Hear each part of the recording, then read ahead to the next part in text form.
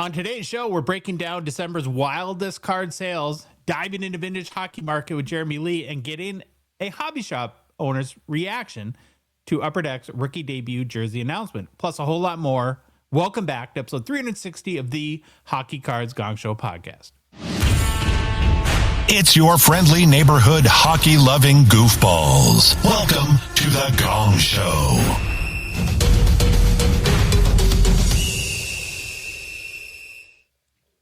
Hello, Baba Louie. Hello, Philip. How are you guys? Good. How are you guys? Great.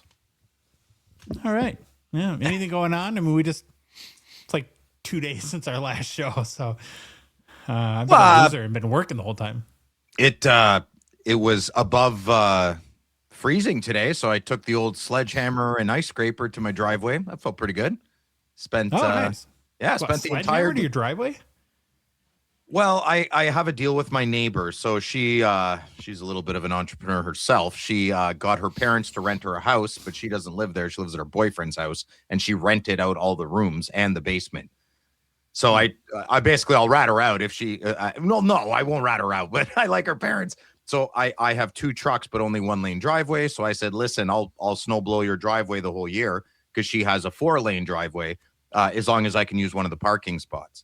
And she said, yeah, sure, you got a deal. Well, what those young ladies don't realize, they just drive over all the snow all the time. So I have to, my driveway is great, but I had to scrape their driveway about this much pure ice. Yeah, that was crazy. Got a good workout in, though. Yeah, I was just going to say, you got your workout in for the day. I haven't left the house today, which is sad. Oh. Yeah, not a good day. What about you, Baba Louie? Are the roads safe in Minnesota? Yeah, for another 12 hours. No. More snow coming our way? Weather?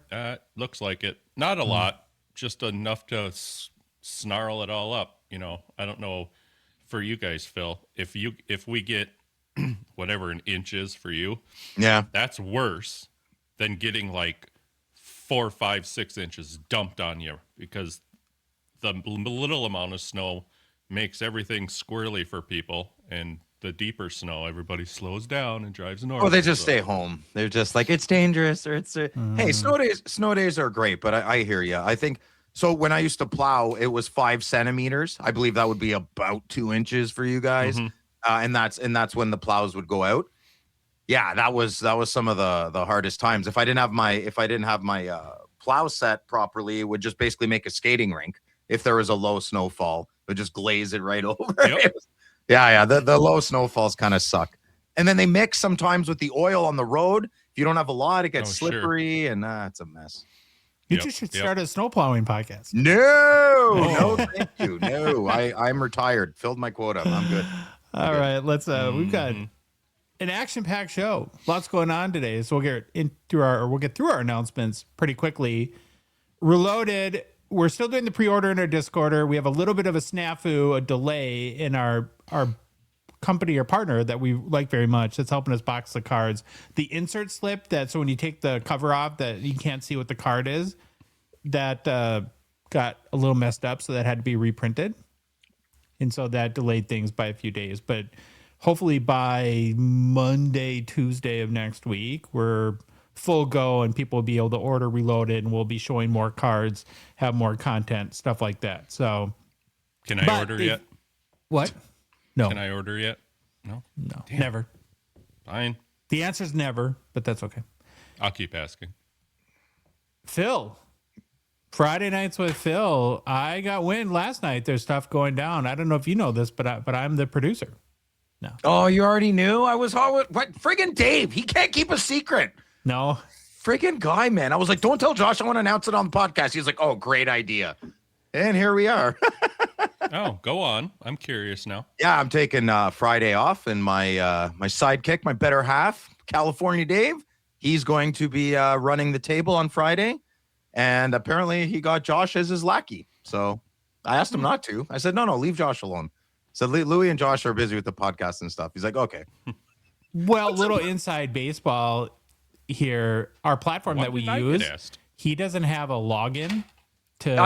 I should give him mine then. Oh, true. Oh, yeah. I just said I'd produce, and my plan is to torpedo your show and ruin it forever. Well, good. Then it stays consistent. There we go. There you go. So, well, where are you going, It Philip? doesn't matter, man. No, it does matter. Where are you going? Because I think I know. I'm just going away for a couple of nights with a friend. At a Is house it just cleaning convention? It's a round table house cleaner chooser who you want party. I listen. That one. I'm in so much trouble if certain people listen to this. Do you get I your don't cleaning wanna fee talk back about if this. you bring your house cleaner? Oh my god. Have a good weekend. Maybe I might call in, but I don't trust myself if I'm not with it. We'll see. Mm-hmm. We'll see. Are you going to If turn I'm in the hot on tub. Lionel Richie and like get your hips moving a little bit? And Well, maybe you listen to Lionel Richie. I'm more of a Megadeth, Metallica kind of guy, but hey, whatever. That's quick. Sure, yeah. well, where are you going? I'm just going over there. It's not far. The other room? That way. No, I'm going to a cabin, as you Americans call it, and it has a hot good. tub, and it's on the Oh. lake. And I don't plan on leaving the cabin or the grounds where the hot tub is. The corner of the hot tub is as far as I'm going. You going to get all like wrinkled skin and stuff? You're going to be in the hot tub so much? I just don't. Last time I fell asleep in it, and that wasn't good. Ooh, no. No, probably No, not. I didn't feel good after. Yeah, my toe, and I swear, there's still like 2 wrinkles on my captain toe that have never gone away. That's weird. Captain toe. Yeah, the big toe, the captain toe. I'm going to You try guys to don't call you all weekend. You don't call the captain toe, the big toe, the captain toe? What's No. a big toe, brother? You Americans are weird, man. That's crazy. Keep it simple, stupid. Really quickly, but before we get started, a reminder that our show, this show, the Hockey Cards Gongshow podcast, is a Patreon podcast. Well, what does that mean? You ask? I'll tell you. It means that we rely on the support of listeners and the good watchers like yourself to help us cover show expenses, produce more, what we hope to be better hockey card content, and then fund initiatives, even in a small way to grow the hobby. You can support us, 3 bros, for as little as $5 US a month. It feels like a Sally Struthers commercial. Like feed starving kids in Africa for as little as, would that be about 20 cents a day? Well, you can. I mean, we require very little support, I guess. And you can be one of the first 999 supporters. You get the Future Watch Gonger title. You get access to our Discord. You can see our Discord exclusive show, Behind the Bench. 5K Challenge is open now. And it's just an amazing community of people that you can make friends with. And who knows, maybe they'll shack up together in a platonic way at the expo someday, because that's happened. Yeah, there's a few other guys too. I know. Man, imagine we got like a cul-de-sac of all Yeah. nerds. That would be great. Nerds. Nerds unite. Well, if you want to support us, just go to our website, hockeycardsgongshow.com. Click on the Become a Patron link at the top of the page, or go to Patreon directly, patreon.com, and search for us, Hockey Cards Gong Show. Link in the show description, both YouTube and podcast apps, and our Instagram and TikTok profiles too. Baba Louie, we have 1 new patron since our last show, and he gets the sole spotlight today. So I guess it's a he. I think it's a he. I don't know. Yeah, you never know. But we'll shout out whoever a beaver of Canada is. Ooh. Yeah. It's Phil, good. you're a big fan of Canadian beaver. Love beaver. Big fan. Love muskrats. Love groundhogs. Love, yeah. Big fan of the Puberty. furries. Yeah. Puberty. All right, Baba Louie, what's the game plan? Moving right along to the game plan. It is starting off with get to know your Hall of Famers with a twist, kind of an ode. Then it's December's craziest card sale. After that, we'll get into some hobby news. Then it's a 2026 vintage hockey outlook with Jeremy Lee. After that, we talk to Grant from GP Sports. New product releases. It's a CDD recap. That ought to be fun.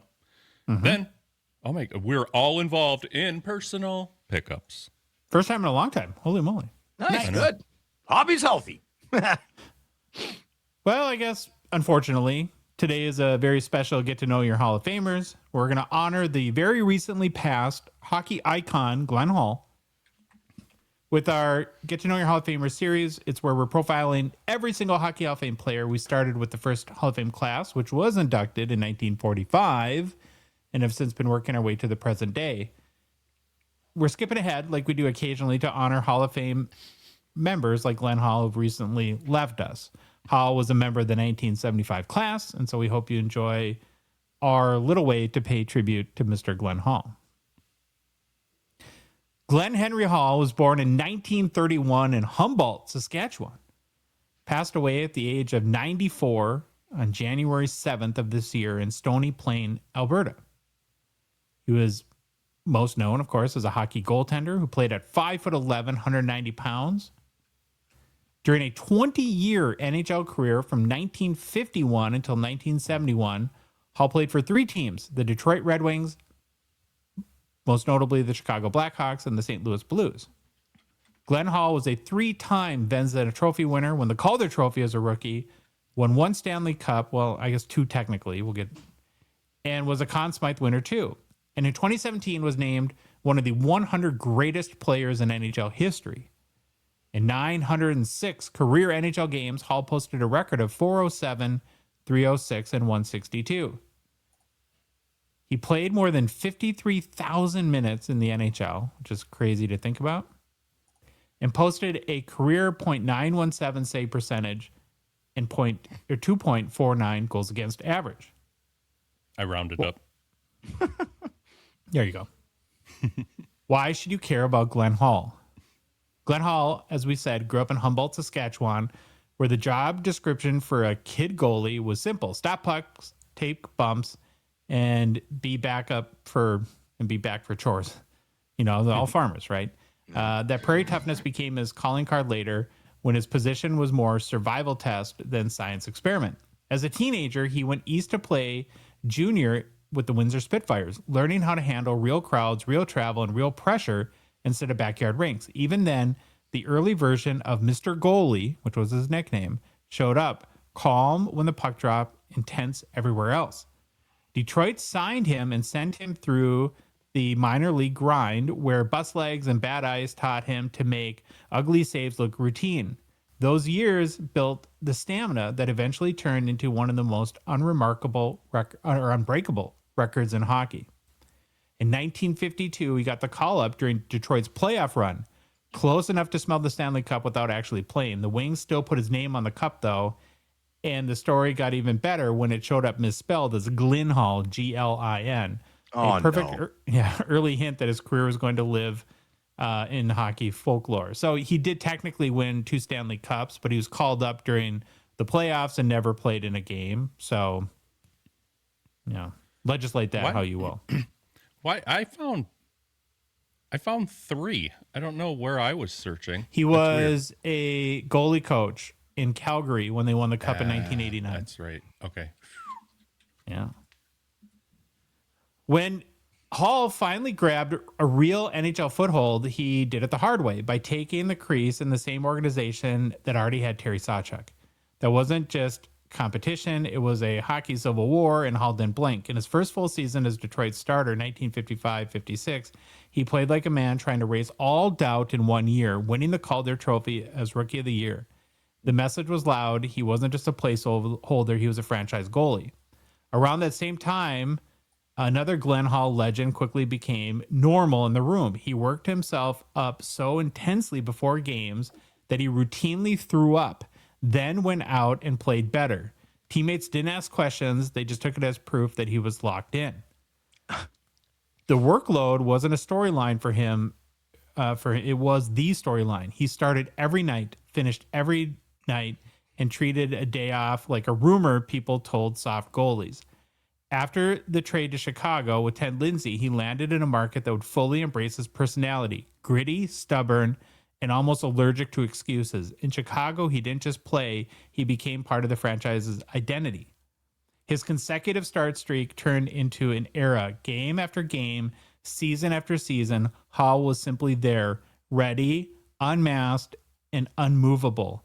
The number eventually landed at 502 straight starts. Wow. Which even today reads like that is probably the most unbreakable record in hockey. It's incredible. What a That's feat. crazy. And he even looked, I know you're not supposed to judge a book by its cover, but I'm gonna here. He looked like a common man. The blue collar, you know, that famous painting. I don't know who it is. The common man stands up as a Rockefeller, maybe, which would be quite ironic. Yeah, I don't know. I don't know much about Glenn Hall, but that was very interesting. 94, eh? He died at 94. Good For man. a goalie, though, too. Ugh. Yeah. The thought of a goalie starting 502 straight games, which would, what is that? That's 6+ seasons, never missing a start. 500 divided by 82 there, sir. Yeah. It's almost like a pitcher pitching a whole 9 innings nowadays. Not going to no happen. kidding. When did that happen in baseball? I stopped watching ball for like 10, 15 years. I come back and like pulling pitchers fourth, It's the fifth, whole sixth, analytics thing, right? Oh, you have Billy like Bean. You ruined it. 4 stages of pitching, right? Nobody pitches more than 3 innings. Hall was ahead of his time technically, dropping to the ice with his pads flared to take away the bottom of the net. The early butterfly goaltending before it became a coaching manual. In the age of stand-up goalies, he was already building the future. Hall was the first butterfly goalie. That's what else he's known for. The price was real: shots to the face, stitches, bruises, and the constant sense that goalies were basically unarmed targets. Hall's quote about the era was that staying alive wasn't an exaggeration. It was the job description. In 1961, he backstopped the Blackhawks to the Stanley Cup, delivering Chicago's first championship since 1938. Even better for the storyline, it came against Detroit, the team that once had him waiting behind the curtain.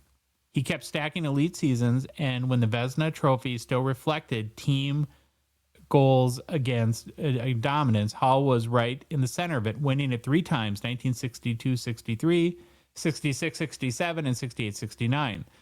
The league didn't hand those out to goalies that you could get by, right? So he was dominating the league.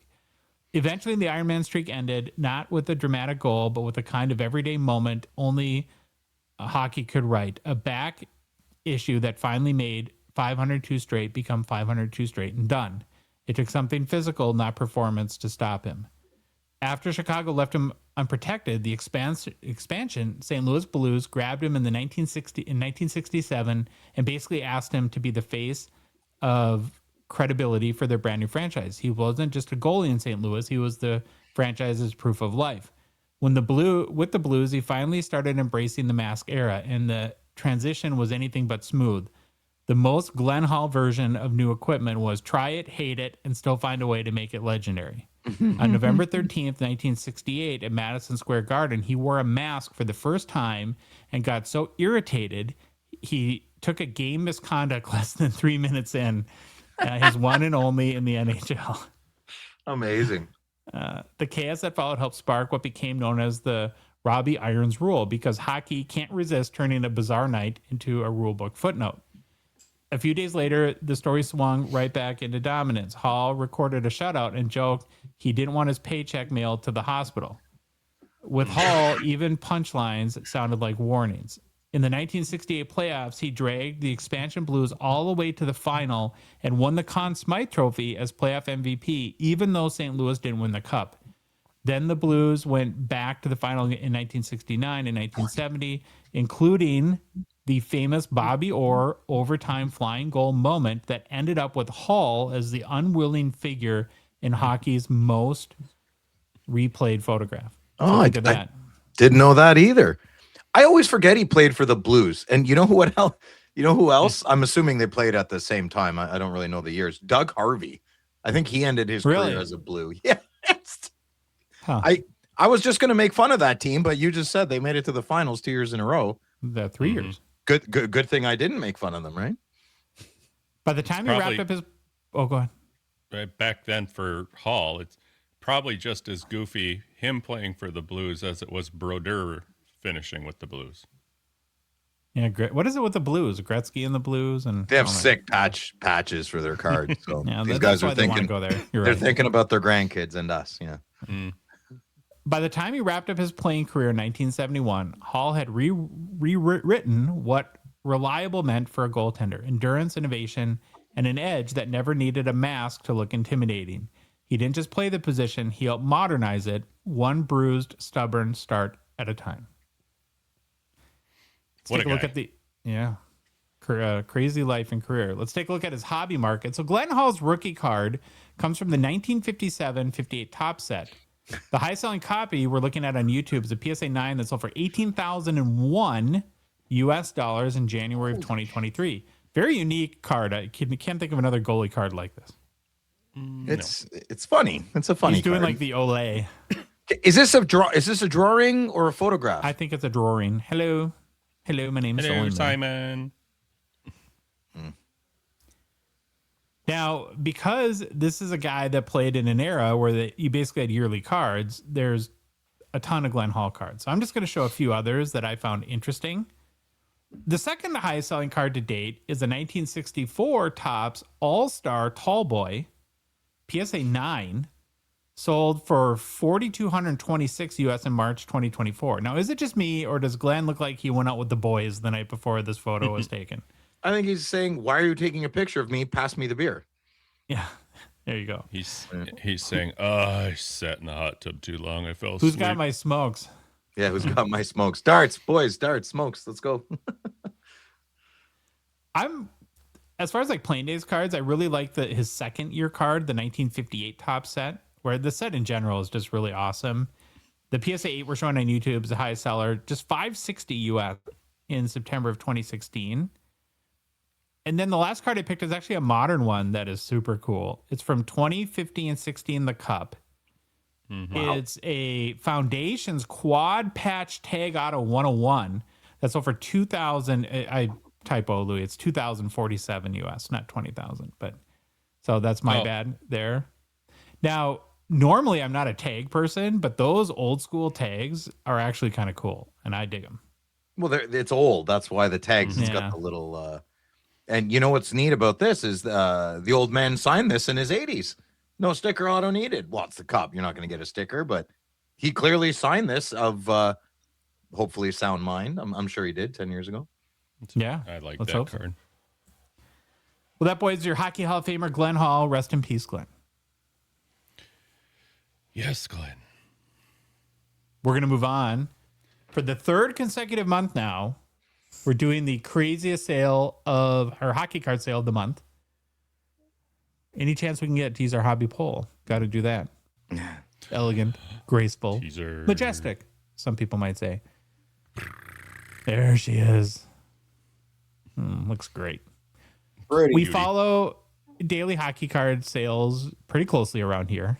And when certain sales come across the Gongshow news desk, which basically is just my desk, we make note of them. And at the end of the month, pick our craziest sale candidates.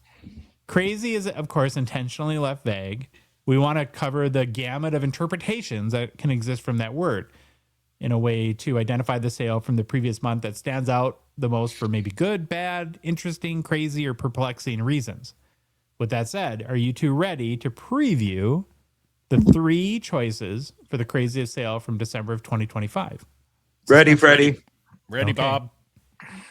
First one was a 2015-16 The Cup, Connie McDavid rookie patch auto at a 99 PSA 10 that sold for only $405,000 US on December 5th via eBay. I think maybe the biggest hockey card sale on eBay ever, probably, I would assume. So what, you want me to say like over or under or something? No. Oh, well, we'll go through them and then I'll let you guess. Oh, okay. Okay. The second one is the 24-25 The Cup, Macklin Celebrini rookie patch auto gold out of 24 that sold for just $47,235 US via Slab Sharks on December 18th. And then option 3 is a 23-24 Upper Deck Connor Bedard Young Guns High Gloss out of 10 PSA 8.5 that sold for $31,500 US via the Fanatics premiere on December 19th. Okay, so Phil, where I want you to start before we guess is personally, just to you, which one do you think was the craziest sale of the month? Go to the middle one again. I think I don't know. They all kind of make sense to me. Yeah. If I had to pick one, I guess the McDavid, because that's $500,000 and people are dying of hunger and Yeah. If I had to go, if I had to pick the craziest, that would be it. Yeah. What about you, Baba Louie? Which one?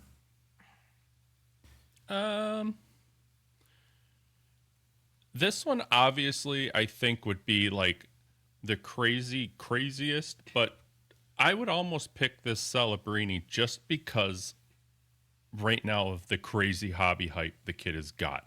Yeah. His cards have. Louis got the smart answer. Can I make a note though that's a different copy of the card than that's sold for the one that sold for 47,000 was black and had like the 3. Oh, are you serious? Yeah. Oh, It that's had a the big same difference. price to it. Yeah. I'll fix really? it. You got yeah. Oh, crazy. Interesting. Okay. Yeah, I just didn't I'll want fix somebody it. would comment if we didn't point that out. Yeah, But Well, it's a big difference. As a big patch guy, it matters. It I'll really flash it up on the screen. You guys will see Okay. it. Okay. I would go with the McDavid. I think that's a crap ton of money. And yeah. Yeah, it's But just that. Yeah. So it's a gargantuan. It's life-changing money for most people, right? 30K is not going to change my life. 50K is not going to change my life. 400, I'm gonna make some different decisions tomorrow. which one do you think the hobby picked in our hobby poll? Probably the high gloss because they don't respect it. I don't know. I They don't know. tolerate it, I but they have no don't idea. respect it. I love the high gloss. I would pick. What? I hate to be a bit of a wiener, but I'd probably pick this card over the Celebrini patch auto. Yeah, not because I like it more. Either way. I'm the high gloss has a place in my heart and a lot of people's heart. That's just the best, one of the top 3 best rookie cards you can get of any player. Yeah, fair enough. Okay, so we did a 24-hour poll on Instagram. The hobby has spoken, Yeah. and by a pretty decent margin.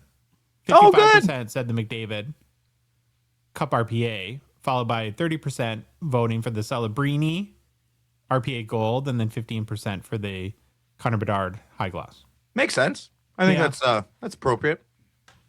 I think a lot of it comes down just to the sticker shock of 405,000. Yeah. I just don't know. Yeah. Why'd you block out the serial number of the slab? I Oh, didn't. the seller did that. Oh, I don't know. Why do people do that? It's kind of weird, some people are more nervous than others. I guess. Okay. Yeah. Can I ask a silly question? All of them It's the are right show silly? for it. Sure. Yeah. Yeah. Best show. Well, 2023, when did okay, I'm not a grader by any means, but Or a are cunning we linguist. still doing half grades? PSA, when did they're still doing 8.5? Are they still doing that? Yeah. They just don't grant them very often. And there's no 9.5. Well, Half grades only go up to 8.5. Well, let's stop with that. Okay. I kind of like it. Now, You do? You don't like it? How do you- Well, I don't know. how do In you my mind, determine it's a 9. Round up. well, that's fine. Well, that's what I would do. But this half, I mean, it's hard enough, going like, I can see why they don't do a 9.5, but still, it's like a half. Yeah, there's only 10s. I mean, Christ, none of the grades matter. I mean, If you're selling, you round up to a 9. If you're buying, you round down to an 8. yeah, that's how you do it. We see who wins in that scenario. Well, we'll see what happens in January. So far, I don't know if I've noticed anything too crazy. There's one candidate for sure, but I'm not sure we'll have another $400,000 sale this month. But we'll see. You never know. Sure. Well, there's some 101s out there that we haven't been found yet. Yeah. Those get hit. I'm so tempted to grab a case of Series 2, man. So tempted. I got a should. cost. I have an LCS who, not my LCS, someone somewhere in Canada. I'm not going to say who. They would sell they'll sell cases at their cost. It's tempting. It's still really 23, expensive. 24 Series 2? 23, 24 Series 2. They'll sell it Wow. at cost, which is still more than any other year of flagship. Yeah, fair. Yeah. You should buy it and open it in the hot tub. No, I will not be thinking too much about hockey cards this weekend. That's not true. I usually bring a few or stuff. He Well, you shoots never these know. She might scores. fall asleep early, right? You never know. Yeah. Oh, God. Pulling Slap the goalie. Sharks is a Gongshow partner sponsor. Thankful for their support of our show. The current Slap Sharks weekly eBay auction is live. Ends tonight. We're going to be live too on the Gongshow YouTube channel. Seems like the first time in a month or something like that. We haven't done that show in forever, huh, Phil? It's fun, but if there's not a lot of, the summer was tough a little bit, right? Now it's just it's great. 2 hours goes by like that. It's awesome. Well, we hope you join us on the Gong Show YouTube channel starting at 8 p.m. Eastern. Hang out with us in the chat. 10,000 cards ending tonight. So, of course, there's going to be some monsters within that. And I think the Apex auction ends as well. There'll be a lot of heat. Okay. It's going to be hot, Phil. It's going to be hot. And Sylvan, the card dealer from Amado Place, will be joining us this year again on the show. Should be a great time. I haven't talked to him in a little while. Yeah, I wonder what he's up to. We'll catch up. Yeah, we'll catch up. If you haven't tried Slab Sharks to help sell your cards on eBay, well, then you really should. It's the biggest and best weekly hockey auction. Plus, and this is a big plus, they make it simple for you to sell your cards by doing all the work. All you have to do is fill out the simple consignment form and send them in. If you're in Canada, you send them to Slab Sharks HQ. If you're in the US, you send them to the Gong Show, to Louis HQ, because we're the official submission center for the US, and we get them to Slab Sharks for you. There's no worries or hassles with international shipping. So for complete consignment information, including payout rates, and to get the process started today, head to slabsharks.com. Hobby news. Ooh. Hobby news. Hobby news. Kind of a big deal on Monday night, where the Detroit Red Wings retired Sergei Fedorov's number 91 in a pregame ceremony before their home game versus the Carolina Hurricanes, the vaunted Carolina Hurricanes, making him the 9th player in franchise history to have his number retired. The Fedorov story in Detroit starts with his defection to the United States in 1990, where he left the Soviet Union after the 1990 Goodwill Games exhibition in Portland, Oregon. Didn't the Little Caesars guy fly up his jet to go pick him up? Something like that? Pizza. And he arrived in Detroit on July 23rd, 1990, and began his NHL career that next season with the Red Wings. He played his first 13 seasons in Detroit, totaling 954 points, 400 goals, and 554 assists in 908 games played as a Red Wing. Fedorov ranks 4th in Red Wings goals and is a franchise leader in overtime goals. His best season was 1993-94 when he scored 56 goals, had 120 points, and won the Hart Trophy, the Lester B. Pearson, which is a Ted Lindsay Award, and I believe he won the Selke that year too. Yeah, he won the Selke twice in 1994 and 96. So he won the Ted Lindsay, Hart, and Selke in 1 year. Wow. Pretty impressive. Very. Yeah. Now, actually, that season too, I think Scotty Bowman used him on defense when injuries hit Detroit's blue line as well, just showing how versatile he was. With Detroit, Fedorov would win 3 Stanley Cups in 1997, 98, and 2002. And maybe his single game signature moment was on December 26, 1996, where he scored all 5 Red Wings goals, including the overtime winner in a 5-4 win over Washington Capitals. That would have been a fun game to be at. Nice. Sergei was also the key cog in the famed Russian 5 line. Can you guys name the other 4 players on the Russian 5? Oh, sure. Viktor Kozlov? Yeah, okay, good. They're no, he's Swedish. Who's Russian? Larionov? Igor Larionov? Yep. Ooh, I think I just got the defenseman. Yeah. I'm not gonna know, man. I'm not gonna. Can you give me a hint? They end with ov. Oh. I might have one. He got hurt. Yeah, badly. yeah. Constantly. Konstantinov. And then Slava Fetisov. Was I right on Konstantinov? Yeah, you're right. Mm-hmm. Yes. Okay. And who's the 4th? Fetisov. Mm-hmm. Yeah, I should have had that. The unit's first game together was October 27, 1995 at Calgary. An early, NHL example of rolling a full cohesive 5-man unit of the Russian Soviet trained talent. It took only 2 shifts for the group to score. Kozlov scored a goal assisted by Fedorov and Konstantinov, and Detroit won 3-0. check this out. Haven't seen too many mind-blowing stats in a while. Here's the 1995-96 Russian 5 individual stat lines for the regular season. Okay. Fedorov had 39 goals and 107 points. His line mates, Kozlov, had 36 goals and 73 points. Larionov had 21 goals and 71 points. So there's your forwards. On defense, Fetisov had 7 goals and 42 points. And Konstantinov had 14 goals, 34 points, and was a plus 60 plus minus. Well, he was a poop brick house, so That is not bad for a 5-man unit for a regular season. That's crazy town. So I think that, so that is like, what, 77, 98. Oh, that's 119 goals in a season for the 5-man unit. It's not bad. not too shabby, eh?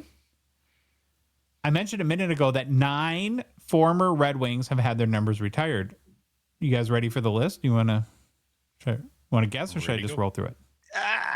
Could I guess? Yeah, go for it. Okay. I love these. Okay, so Yzerman, of course, Lidstrom, Yep. Gordie Howe, Yeah. Sergei Fedorov.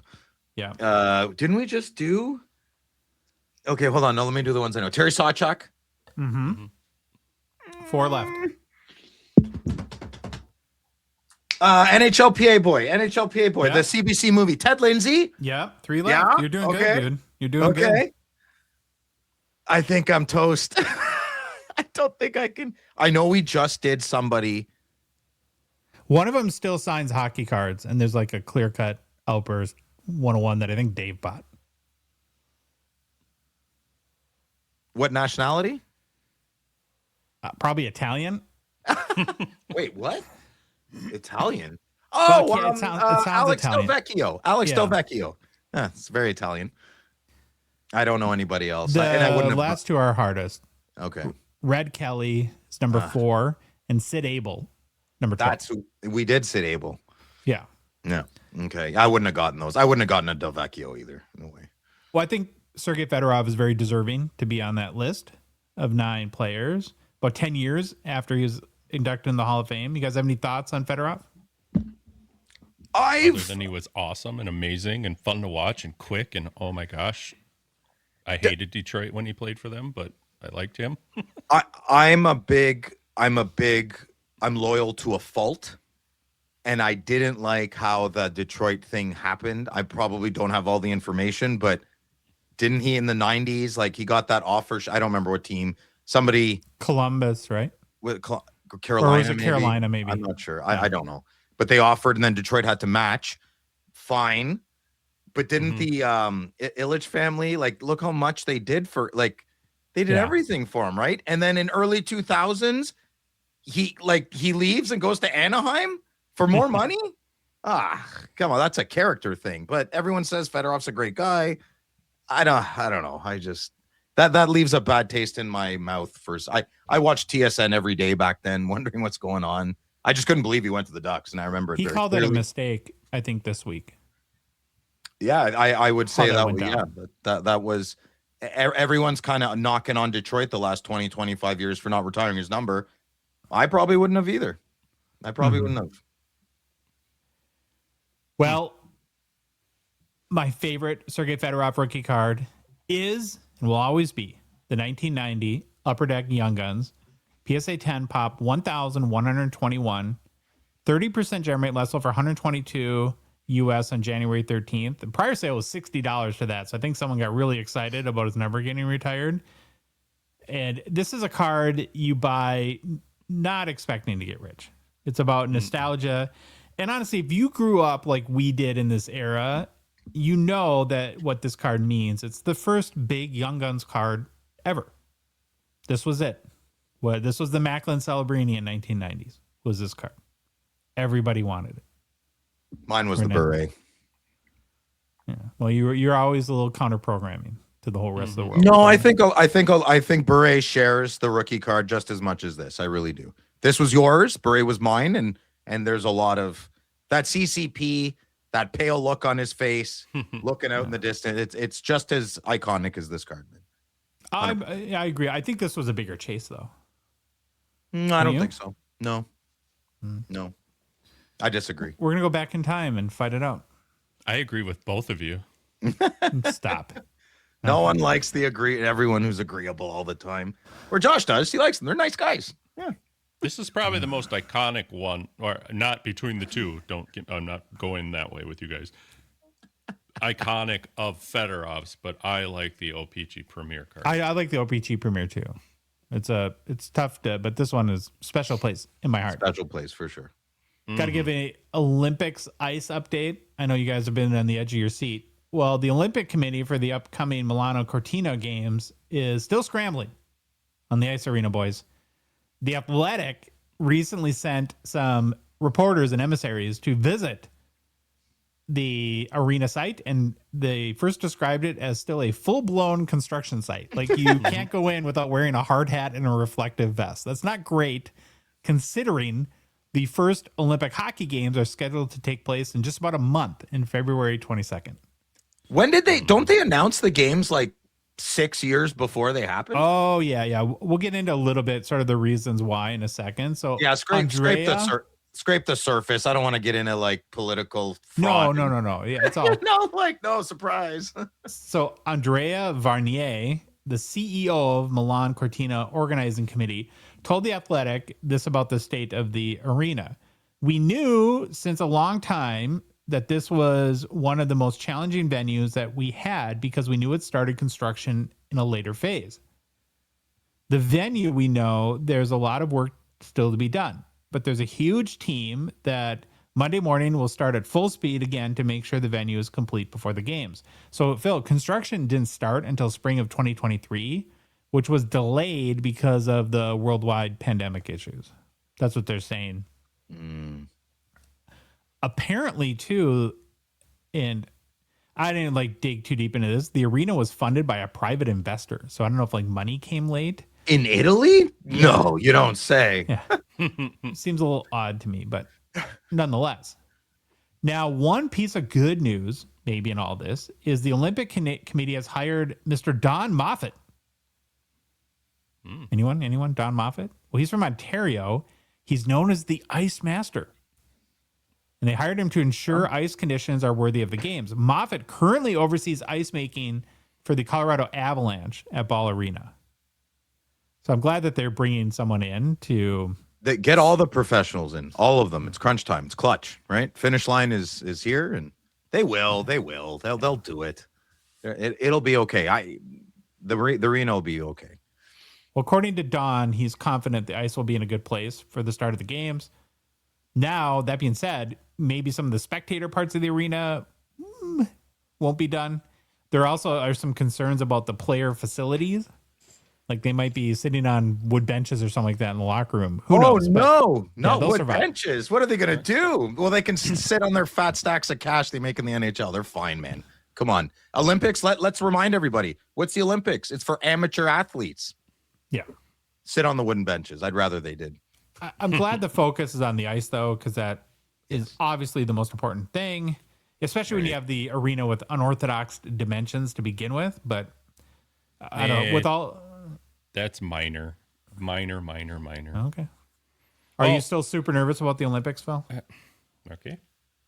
Oh, sorry. It's fine.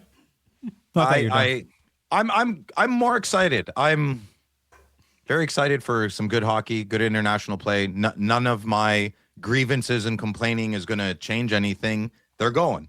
I want to see if Brady's going to come out hard for your country, because he's definitely not coming out hard for my hockey team right now. So I have a lot of questions that need to be answered during these Olympics. And I hope my country kicks some ass, man. I want them to do good. I got big Patriot pride and want the boys to bring home gold. We need it. We need a good win in this coast to coast here. I am a good friend to you, Phil. And I know that because over the last 3 days, across my phone, there's been numerous really funny and pretty bad Brady Tkachuk memes that I've resisted. You should send them. I don't care. I send them all to you. None of that bothers me. I'll call him out he's playing like absolute garbage, and he has well before any rumors came out. The rumors thing was silly because they were playing like crap. There was something wrong with the team for 5-6 games before that. And my steady Steve GM comes out and he's not steady. He's reactive. He's not responsive. It's a joke. It's a big joke. It's okay. Any closing thoughts on the arena, Babalu? No, we're good. All right. One more quick sort of oddball story, but no, it's hard to say all oddball at $15 million. But this story comes from collect.com. So we have a new most expensive comic book sale ever as Action Comics #1 just sold privately for a whopping $15 million US. Action Comics #1 includes the very first appearance of who, Phil? Superman. There we go. Yeah. Breaks the previous high sale for a comic book was set back in November when Superman #1 sold for $9.12 million. Action Comics #1 was first issued in 1938, so almost 90 years ago now. As you might imagine, it's one of the world's most sought after comic books. The record-setting copy was graded CGC 9.0, which I have no idea what that means. But is the highest graded copy issued by CGC for this specific comic. Interesting, too. A little bit of kind of sultry drama backstory to this comic. This exact copy was once owned by Nicolas Cage. Oh, yeah. He's crazy. He owns dinosaur bones, and he's got crazy things. Got stolen. Yeah, it was stolen in 2000. Yeah. And it took him 11 years to get it back. He's stealing Nick Cage's stuff. The guy's a treasure. Got to get home to find my daughter. Especially after Ghost Rider. Is Nicolas Cage the Nickelback of actors? No, Nicolas Cage is awesome. Well, I love Nickelback too. No, he's great. He's got so many good movies, man. Favorite Nicolas Cage movie? Favorite? Yeah. The Rock. Yeah, it's either The Rock or Face Off. I mean, they go hand in hand for me. The music, the score in The Rock was, Sean Connery, come on. You want me to kill him again? Can you make that stop? Losers try their best. Winners go home and go out with the prom queen. In a hot tub. I love the National Treasures movies too, but because I just like that whole concept. I'm a sucker like Indiana for Jones adventure because they're not scary. True, like the Illuminati, the Knights Templar kind of stuff. Can you watch the Temple of Doom, Josh? Kalima. If you're close by and you'll hold me when it gets scary, yeah, sure. Sure, man. I'll hold you. According to experts, the Cage backstory does factor into the value and why this makes kind of sense there. Were either of you comic book people growing up? Did you buy them, read them, collect them, sort of thing? I liked Venom and The Punisher, and I still have those comic books. They're rough, though. I read them a lot. I have like maybe 100 comics just sitting in a box somewhere. Oh, really? Not ready to be graded. That's for sure. I don't even know what constitutes do they grade every page? Is it just the cover? Do they grade the staple? Is the staple in the bind of the book matter? It's got it, right? Yeah, $15 million is serious money, though. Holy smokes! I'd crack that out so fast and just can't they laminate every page or something? I don't know. There's got to be a better way than I'd probably read it online and leave it as $15 million. Is probably what I would do. I have a hard time with my cards in the plastic, let alone something you're supposed to read, man. Crack that out and I'd put it in my top loader comic book binder. That's right, Louis. That's right. And I'd read it every day on the toilet. Are you trying to return this book? This book has been flagged. This book's been in the bathroom, sir. This book has a lot of bacteria on it. Yeah. I had the privilege yesterday to chat with the Oracle, Jeremy Lee, about a long overdue vintage segment for our show. Wanted to do this a few weeks ago as part of our 2026 preview, but time got away from us a little bit. Vintage, of course, is a big part of our hobby. I've been curious about the potential for it to grow, and how do you predict the market, as it inherently is way less volatile, of course, than ultra modern, where we tend to chase the prospect of the day. And there's no better person than Jeremy to have this conversation with. So we hope you enjoy our 2026 Vintage Outlook with Jeremy Lee. We are very excited to welcome back to the show good friend Jeremy Lee to talk some vintage hockey. Hi, Jeremy. How's it going? I'm good, Josh. How are you today? I'm very well. Thank you.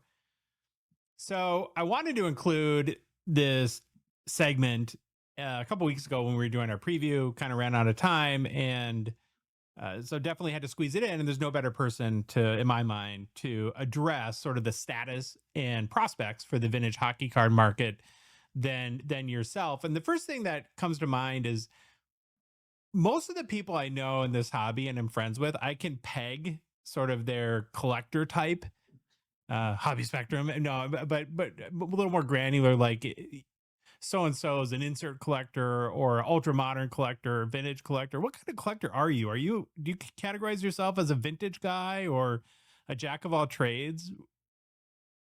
Yeah, I mean, I collect, like when people ask me, I say I collect from 1888 to 2026. Now that we're in 2026. So yeah, I collect all sports, not all, but I collect the four major sports, and I have a few cards like a wrestling card, a boxing card, a few others as well, a little bit of non-sport.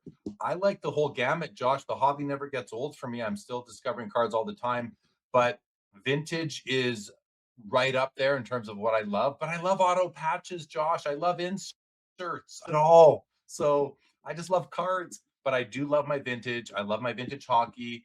But I also love vintage baseball and basketball and as well. I love vintage. I love it. Mm-hmm.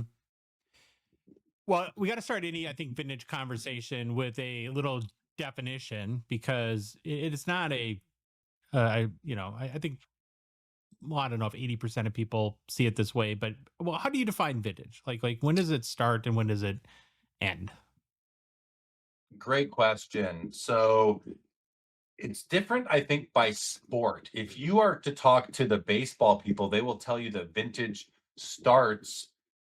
vintage ends when Topps lost its monopoly in the early 80s when Fleer and Donruss came in and started making baseball cards in 81 or 82, whichever year that was.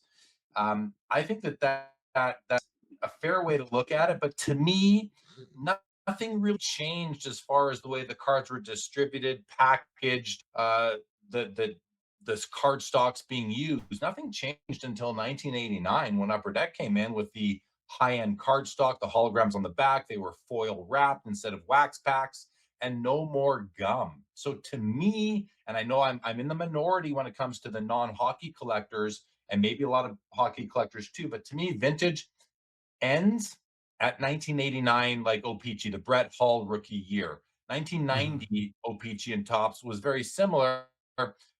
I feel like there I'm willing to bring in the baseball side of things when Upper Deck Baseball came in 1989 and merge the two sports together where the era ends. But even more interestingly, I think vintage is divided up into pre-war, which would be like 1860 as far, baseball, to really like 1940, whatever, 1940 in hockey. We gap from like 1940 all the way to 1951 Parkhurst.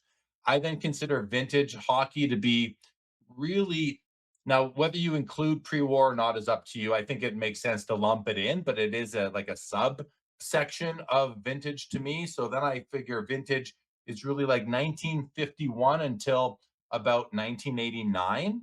Then I look at what I'm actually looking over at one of the appendices in my soon-to-be released book, Pops and Comps, where I break down the grading volume by year of origin, year of the set. And so then we have junk wax, which I think, in baseball, junk wax is like 1987 to 92 or 93, but in hockey, it might more be 1990 to 1990 or 94. Then we have the 90s, which is like to the 90s to 99, modern 2000 to 2011, to modern 2012 to current. That's how I break it down. Lots there to chew off, but to keep it simple. No, I think that I think I agree with that on the majority. I kind of lump, well, when I think of vintage, It's interesting you went to 1989. I sort of struggle between 80 and 81. It feels like a cutoff to me, and then I sort of put the 80s in their own category, but that's potato a little bit. And from a pre-war perspective, the way that I've sort of look at is into eras. So you have the tobacco era of the 1910s, the chocolate era of the 1920s, then the gum era in the 1930s, and the 1940s get wonky, as you would understand, with World War II. And there really isn't much. It's kind of the photos, type 1 photos, and sort of weird sort of representation of cards until really then hockey cards came back in 1951 and haven't left us since. That's sort of the way that I look at it. And so I think, like, for today's conversation, we'll probably focus more on, whether it's pre 1989 or, and sort of the whole gamut of that. We know, like, on the ultra modern side, that the last couple of months have been crazy, and just in trading cards as a whole, but in hockey with Macklin Celebrini setting all sorts of prospecting records left and right. How would you describe the status of the vintage hockey market? Well, yeah. So the vintage hockey market is kind of like on an island relative to the other sports, because if you look at any of the big auction houses down in the States that are selling the big vintage, the Jackie Robinsons, the Bill Russells, the Walter Paytons, all these, Hall of Fame rookie cards. These cards get a lot of attention. The Dragons, they get a lot of attention on social media. They're on the covers of auction catalogs. We don't see that with hockey so much. Hockey, vintage hockey. We have a couple Canadian auction companies.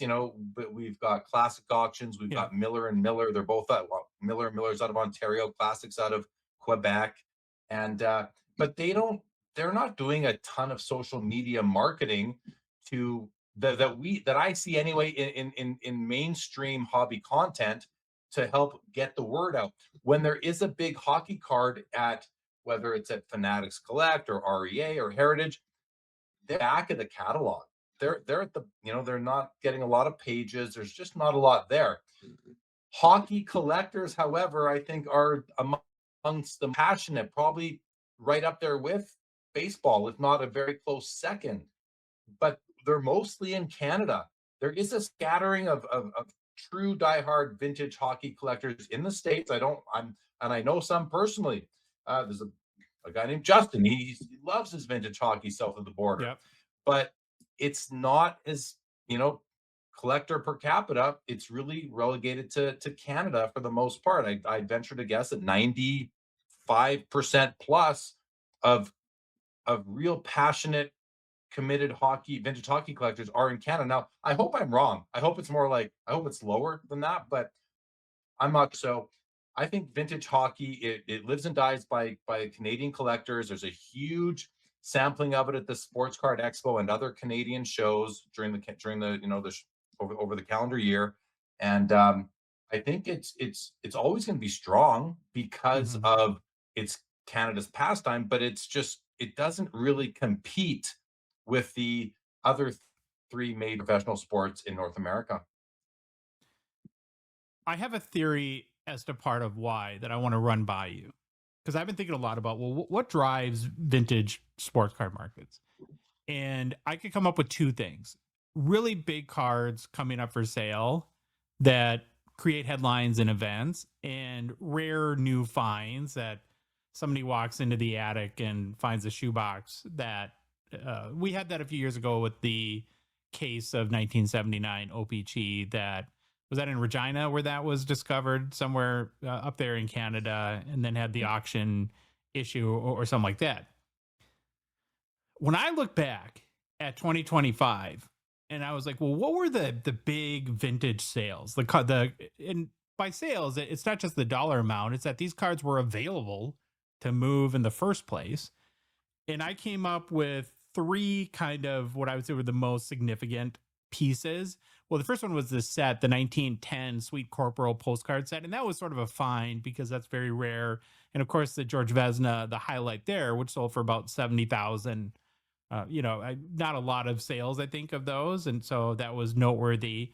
Then in April, we had a 1966 USA Test Bobby Orr PSA 9, huge card, sold for 240,000 at REA, which was a real big sale. And then most recently was a beautiful 1954 Topps Gordie Howe SGC 9 that I think had like the NBA gold sticker on it that went for 52,000 in October. That's just not a lot. Like when you compare to the big Babe Ruth sales or Honus Wagner sales or some of the big how many times a Tom Brady refractor moves Contenders auto moves every year. And, so I just wonder if the fact that, what's endearing about the hockey hobby is that we like to say we're amongst the highest or most true collectors, that these cards never seem to come available. And could that in a way hurt its visibility? Absolutely. I think you're onto something there. For cards to go up in value, they have to transact. They have to change hands.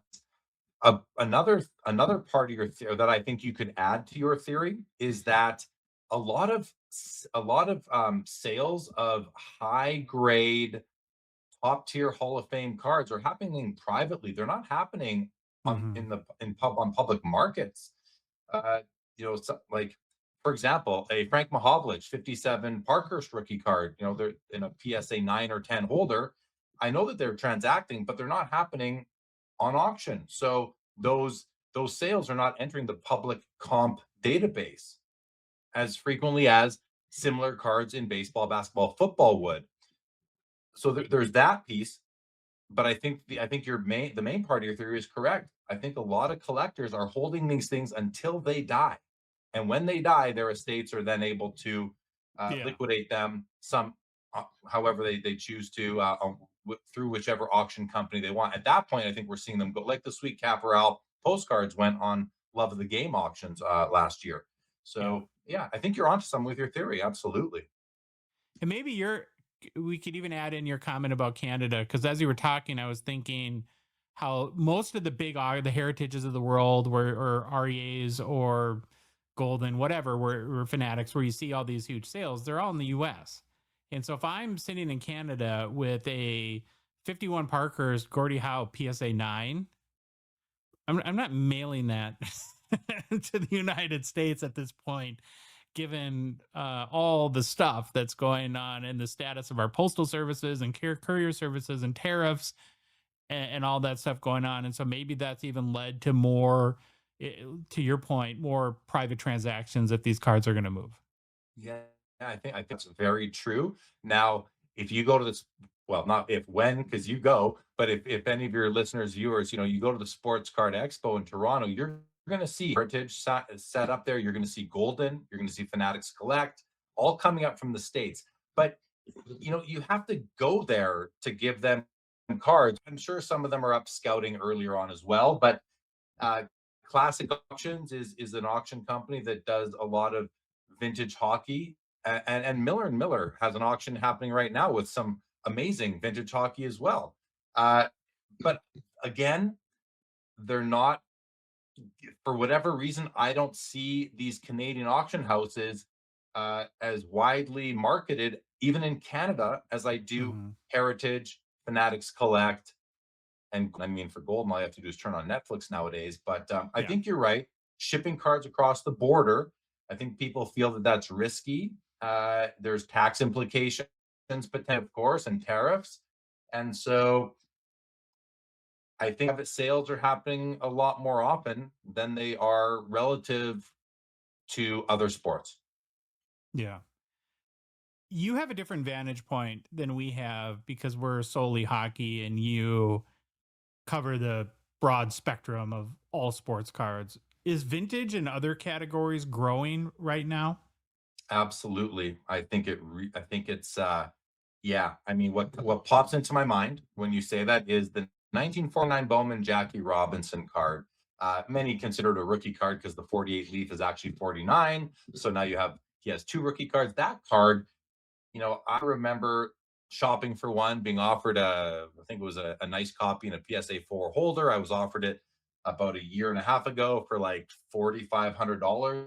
That's now 8 or 9 thousand bucks. So vintage base, just one example that comes to mind for me. But yes, vintage baseball is like the true pillar of the hobby. I really do. I think vintage is always going to be desirable, and yeah, I mean, people, not all people, but many collectors, they come in, they see that Tom Brady's opening stores across the state, they see Ken Golden on Netflix, they're catching a Fanatics ad somewhere, and they're entering the hobby in the modern, ultra modern era products. And I think a lot of people then start looking backwards and think, oh, you mean I can whether in hockey, I mean I can get a Bobby Orr, a Gordie Howe card, and they start looking at Wayne Gretzky, maybe even Mario Lemieux, whatever it is. They start looking backwards, and I think that's never going to end. And vintage cards, they just hit differently. Josh is, and some people don't like them, some people do, but the the rudimentary nature of them, the printing technology at the time, the fragile card stock, the fact that these things have survived, they have is extraordinary in many ways, and I think a lot of people really value that history. Hmm.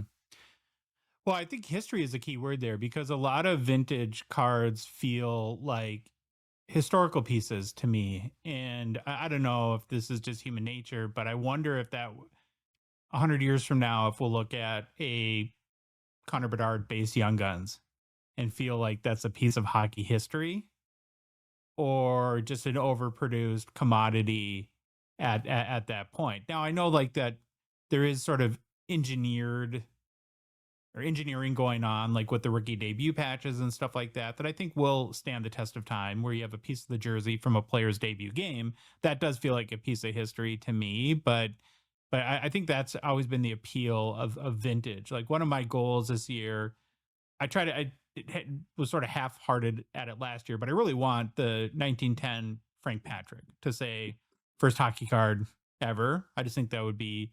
I'm not a big vintage guy, but I think that would be a cool talking piece for my collection. And yeah, so I definitely have a great appreciation of it. We do our get to know your Hall of Famers on every show, and that really I think connects you to the players that built the game too. So do you see a growth opportunity for vintage hockey, or in your mind is it just kind of is what it is and it's more steady Eddie for the foreseeable future? I do think there's a growth opportunity. Whether or not it's going to materialize is another question. But I mean, even the what's going on with Macklin Celebrini cards relative to, like, they sell for more than Sidney Crosby's do now. Yeah. It's kind of preposterous in a lot of ways what his cards are selling for, but it really only takes one person sometimes, I suppose. And I think that when people look at what some ultra modern cards are selling for, they can see value in moving back in time. And I think that they will continue to look back in time, as well as more, social media is a powerful thing. And as influential social media accounts are flashing their hockey pickups on these platforms, I think that that's going to have an impact. I had people reach out to me, recently saying, I want to get into hockey. What do you recommend? Like, I've been getting messages like that for years now regularly, but it's starting to heat up even more so. And so I do think there's an opportunity, but I think a lot of it also comes down to the marketing that's being done at the level of the NHL, the NHLPA, and of course Upper Deck. Mhm. Because Upper Deck's not going to be really marketing old Tops and O-Pee-Chee cards, I don't think. I'd also like to see some more documentaries hitting things like ESPN or Netflix or whatever it is that we Yeah. see. Those help as well. All of these avenues of getting the word out there will help. And sports cards in general are becoming so much more a part of. They're becoming mainstream, and I think that the overall that overall effect will make its way to hockey as well. Not huge, but a little bit. It's funny you mentioned documentaries because I have a sort of a theory about how, like, if I was in charge of hobby marketing, if I was on the hobby marketing council or something dumb like that, I think that I would look at it as the target market for vintage hockey collectors is, I think, collectors that are probably 40 years and older. And the reason why I say that is it seems like, well, you tell me if your experience matches mine or your observations match mine. But when we're young and in our 20s, that's sort of when we're trying to grab the, take the world by storm. We're trying to, right. It's kind of, it's like, you're more aligned with prospecting, right? Where I'm going to strike gold and hit it rich.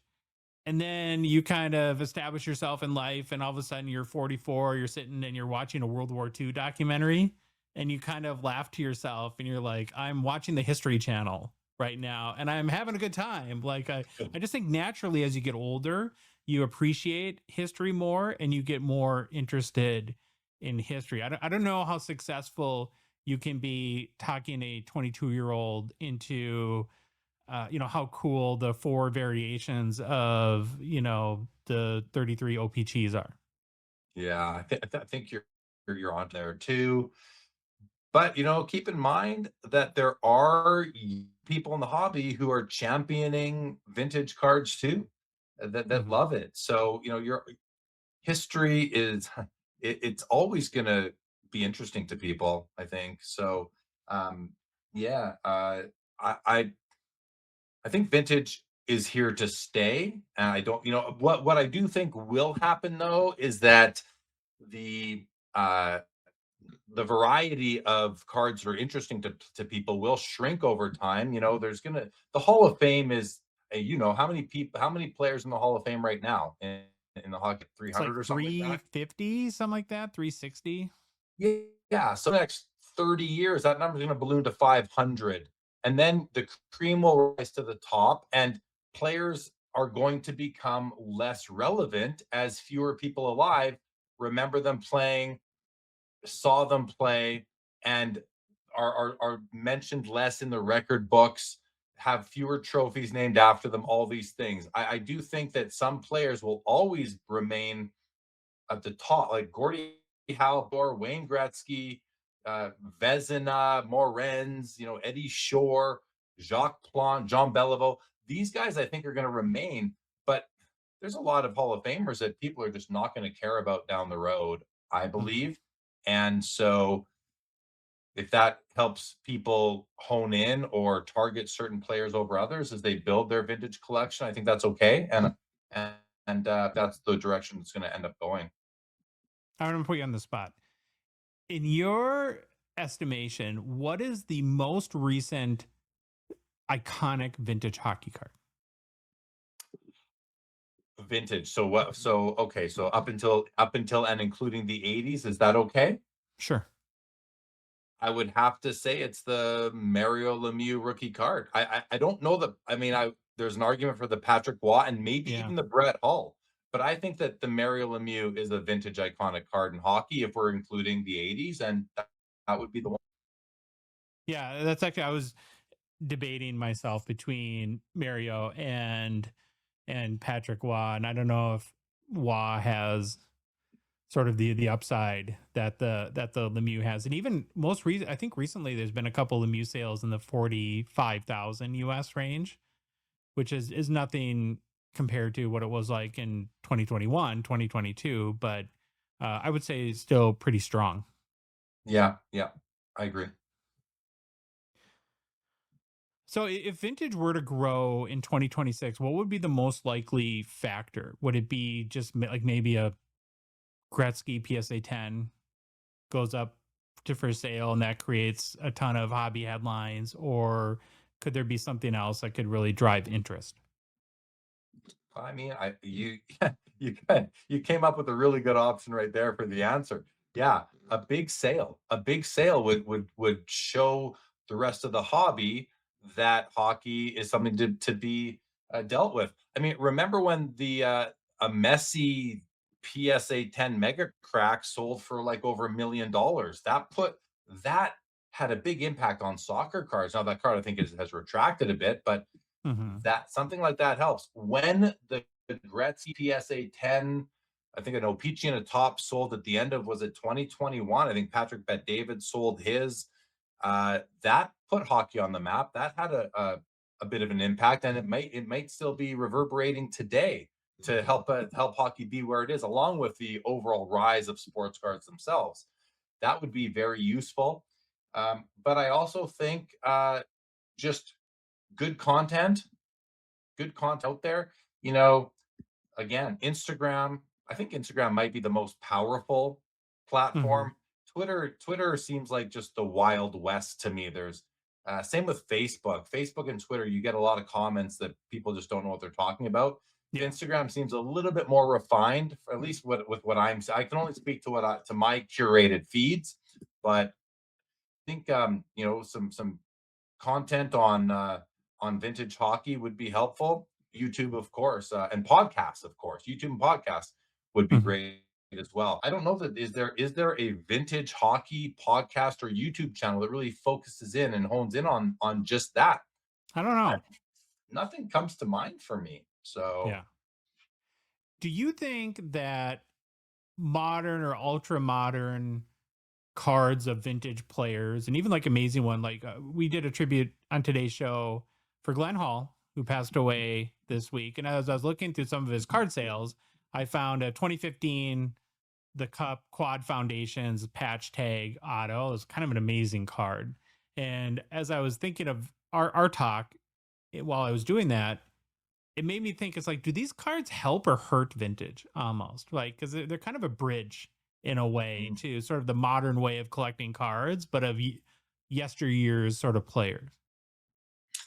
I mean, I can only see it helping, Josh. I think about, Upper Deck puts out their veteran themed sets every few years. The new Hmm. Ingrained has a lot of veteran players. I only think that can help because people are now pulling these cards. They're seeing these players being pulled on in group breaks that are being broadcast out there. GP Sports, Total Sports does a great job of doing that. And they're hearing the names. It has to be sparking curiosity in some people. If there's 1,000 people that are hearing it, I don't think 1,000 people are going out there and trying to figure out, who Tony Esposito was. But I think some are, and they're gonna look back and they're gonna say, "Oh, 1965 tops. That's a pretty cool looking set. Maybe I want to find this guy's rookie. Maybe I'm gonna go look on at his statistics." I don't think it can hurt. So Yeah. yeah. Okay, last question on this, and you've already alluded to it, and I know you get it all the time. But if somebody's listening that hasn't taken the plunge yet, hasn't made that first leap into vintage, what do you think is a good starting point for people? Well, I was going to say it comes down to budget, but it really doesn't because, it just depends what grade and condition you can afford to be in. If I were to if I were to prescribe a 5 card package to people, let's say to have a nice foundation of vintage hockey cards, and these aren't going to surprise any. Uh, of course, even low grade, these can be expensive, but and if we're going to include the 80s, a Mario Lemieux rookie card, a Wayne Gretzky rookie card, a Bobby Orr rookie card, a Gordie Howe, a Maurice Richard, a Jacques Plante, a Jean Beliveau. That's more than 5. I know. Yeah. If you like goalies, maybe you go to, you go Patrick Waugh, Ken Dryden, Glenn Hall, amongst others, Terry Sawchuk from 51 Parkhurst. And then the other thing that I would advise people, you don't have to only collect rookie cards. There are so many beautiful cards of all these players I just mentioned that are not their rookie cards, where you can still own a piece of their history. And you can now, because rookie cards have such premiums attached to them, you can now pick up the second year Terry Sawchuk card, Josh. It's beautiful. It's the only Sawchuk card I own. I don't have his rookie card. I'm happy having his 1952 Parkers in my collection representing Terry Sawchuk collection.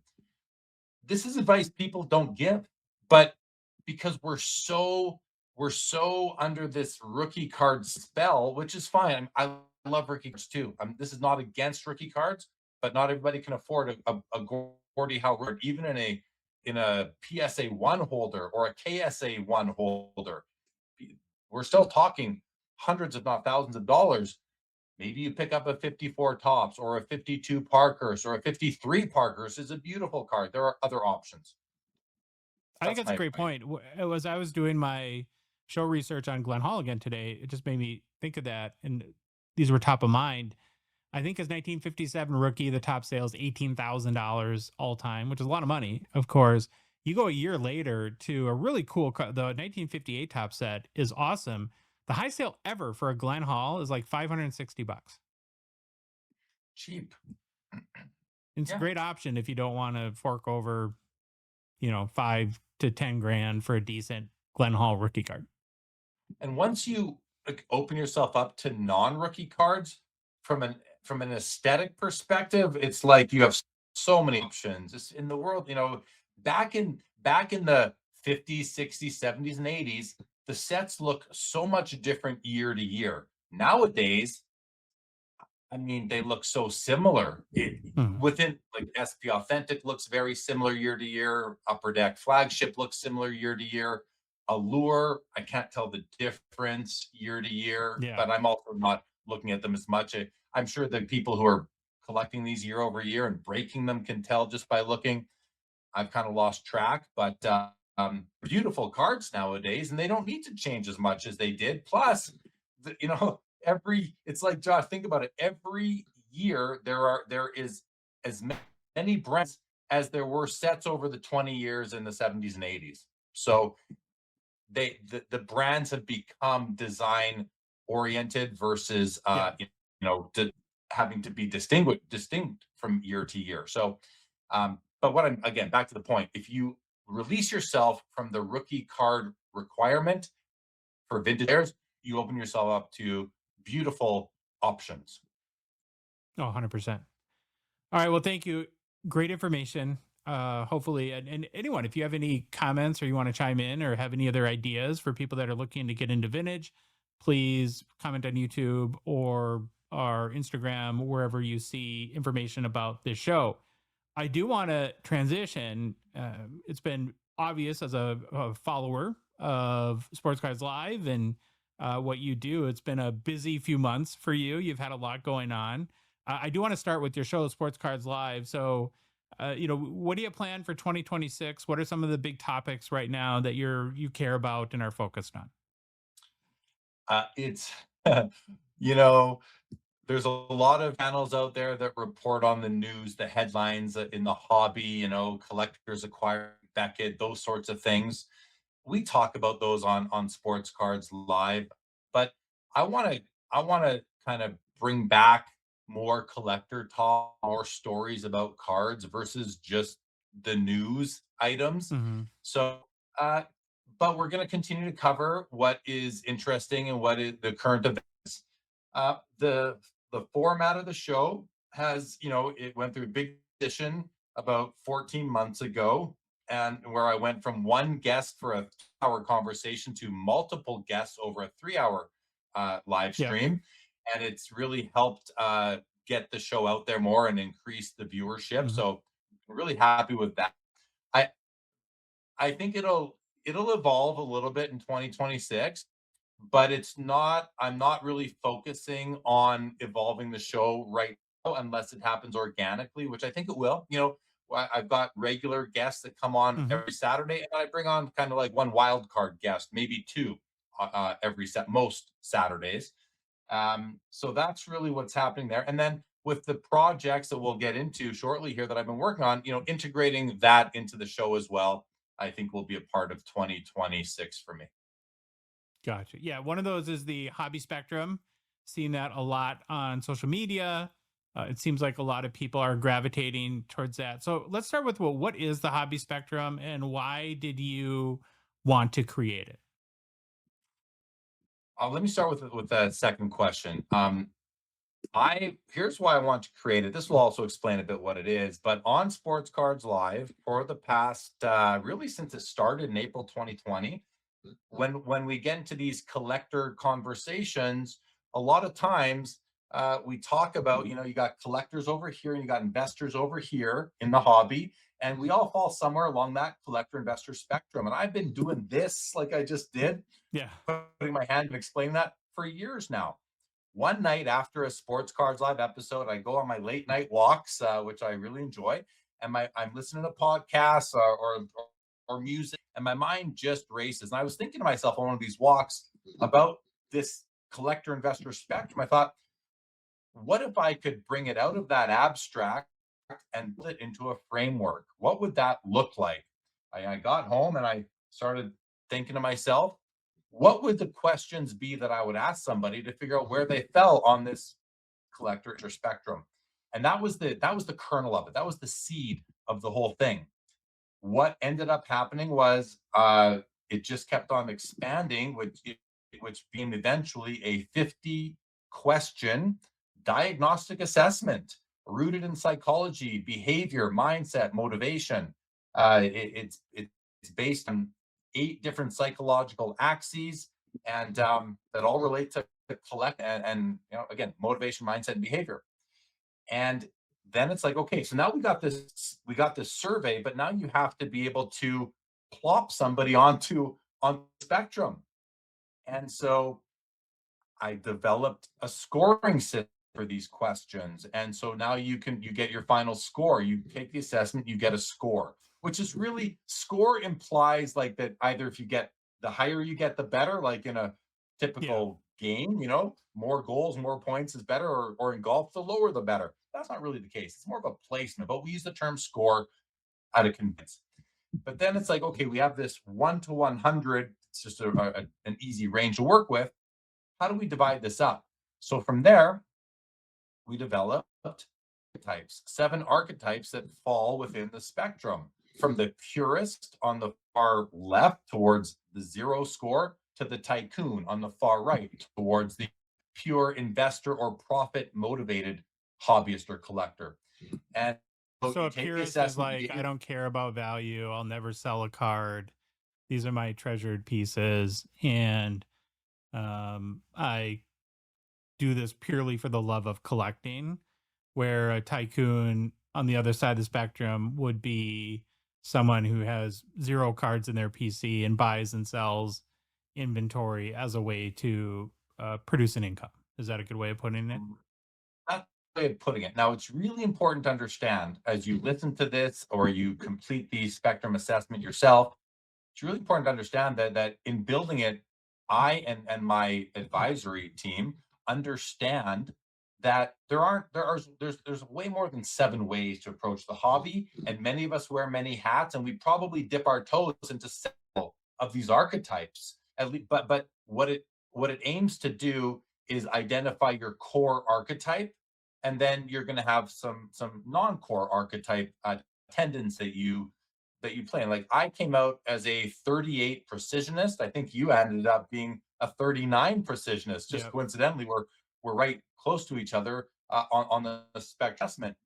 But I also buy and sell collections. That's tycoon or operator tendency behavior, I would say. So it's not about really painting anyone in a box. This is really about just giving you an understanding, some language around what is there, how you fit into the hobby. And so right now we have the foundational collector investor spectrum assessment, but as time goes by, we will be rolling out additional question sets, subspectrums that will modify your identity as we build these out on the hobbyspectrum.com within the framework. So we came up with these assessments. You complete the assessment, or we came up with the archetypes. You get your score, you get your archetype, you get the archetype you're in, and you get a long explanation of really what that looks like for each of these archetypes. And then you then opt in to join the Spectrum directory, which is a really cool tool. If I were to answer your first question you asked, is what is the hobby spectrum? It is a tool of discovery, and there's 3 pillars: discover your collector identity, discover like-minded collectors or other collectors, and be discovered.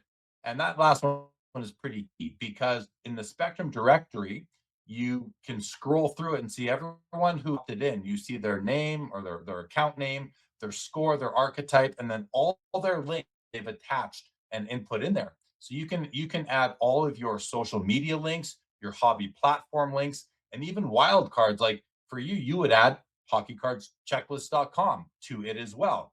If you have if you have a newsletter or a blog, or even if you don't have any of these things, but you've been a guest on somebody else's podcast, you can put a link to that in there, and then people could go see who you are and learn a bit more about you.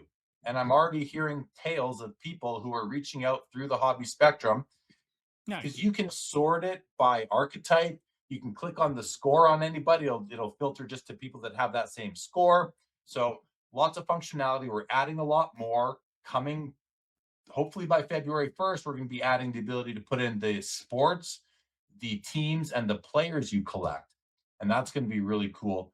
And then eventually we're going to add sets as well, and open to more input from the community.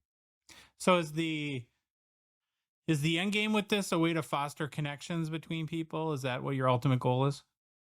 Absolutely, it's about connecting people together, because I believe that relationships are what keep people in the hobby. Not only, there's other things, but I believe relationships and community will keep people in the hobby maybe longer than they otherwise would be. I believe that relationships and community enhance not only your hobby experience, life overall. And I just know that from my own experiences. I think you do too, Josh. Of And course. and so yeah, I want to be able to help facilitate that, some shared language to what is a fragmented hobby and divisive at times, and at understanding. You go to the hobby spectrum and you kind of see what we say, what it says about the set archetypes. You can have a better idea as to how somebody's approaching this thing. And I think that the hobby is an ecosystem. I think all of the archetypes exist along with other entities and ways of and businesses in the hobby, whether again the breakers, the repackers, the manufacturers, the graders, the pricing tools, all these things, the podcasts, we're all part of an ecosystem. And I think it's just important that we understand that, listen, if you are not being dishonest, ripping people off, then I think there's a place for you in the hobby, even at the flipper, the breaker, the repacker. And I know you, and listen, because they do all of these things with integrity. There's a way to do all of these things with transparency and to do them right. And that's what I want to see not come, but happen at a greater Mhm. frequency in the hobby. One of the notions that I guess I would reject, or things that I observe that I don't like, are people that think that there's one way or the one right way to participate in the hobby. And there really isn't, right? I mean, it's a hobby. You can do it any way you want. And if somebody gets their thrill out of buying something for $60 and selling it for $120, and that provides them joy and excitement and the chase, and I can see the appeal of that and sort of the fun in that, then I don't think that we should you know, think of them as any less of a hobby participant than the truest of true collectors. I absolutely, you and me are on the same page there. I completely reject that notion as well. There are many ways to hobby in this one space that we are in. And as long as you are, like I said, as long as you are doing it honestly and you're trying to get the better on somebody, uh, if you're not trimming cards, if you're not ripping people off, if you're not whatever it is, all the bad things that happen in the hobby, if you're not doing that, I think there's a place for you. Flippers get a bad reputation, but they're doing a service to the hobby in many instances. LCSs are buying and selling cards all the time. They are fostering community. I don't think many LCSs really, or LCSs in general, have a bad reputation, but they are a part of the ecosystem. Breakers are a part of the distribution model of the hobby overall. Now, I don't see that changing No. unless some sort of government regulation comes in and curbs it a bit. I don't see that ever change. It's the new way. It's almost as transformational as like the internet was, or trading has become to the hobby. It's just a whole new method of distribution. It's not going to go away. So just like grading isn't going away, the internet isn't going away unless someone cuts the cord sorting. So yeah, I agree with you. There are many ways to approach the hobby, to be in it, but I always come back to that one caveat, which is as long as you honestly. Yeah, of course. If somebody's interested in participating in the hobby spectrum, how can they do that? Well, the hobby spectrum is open to everybody. Even in this trial and beta phase, I want to personally invite everybody to come check it out. It's free. It's something that is I think useful to anyone in the hobby. If you go to you can go to thehobbyspectrum.com or hobbyspectrum.com. They will both get you there. And right now, while we are still in trial mode because we are taking feedback and tweaking things still, you would go to the site. It's gated, but there is a place to request an early access code, and you will receive that within 24, 48 hours. You can then complete the assessment, add yourself to the directory, add all your links that you want, as I mentioned a few minutes ago, and become part of the hobby spectrum. I'm calling it a community, but it's also one thing I want people to understand is it is also not about creating a new social media platform for hobbyists. We're not trying to take people away from your favorite social media platform. You're not going to leave Instagram or Twitter or YouTube uh, or Facebook and live on the hobby spectrum. So there's no member to member communication. There's no posting.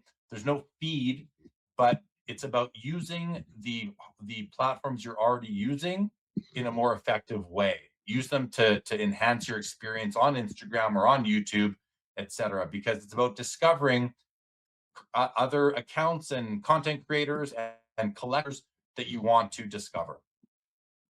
Yeah, for us old people, it's a hobby phone book. Anyone Yeah, who's well, like well, 20 the or plus directory. won't understand that in the least bit.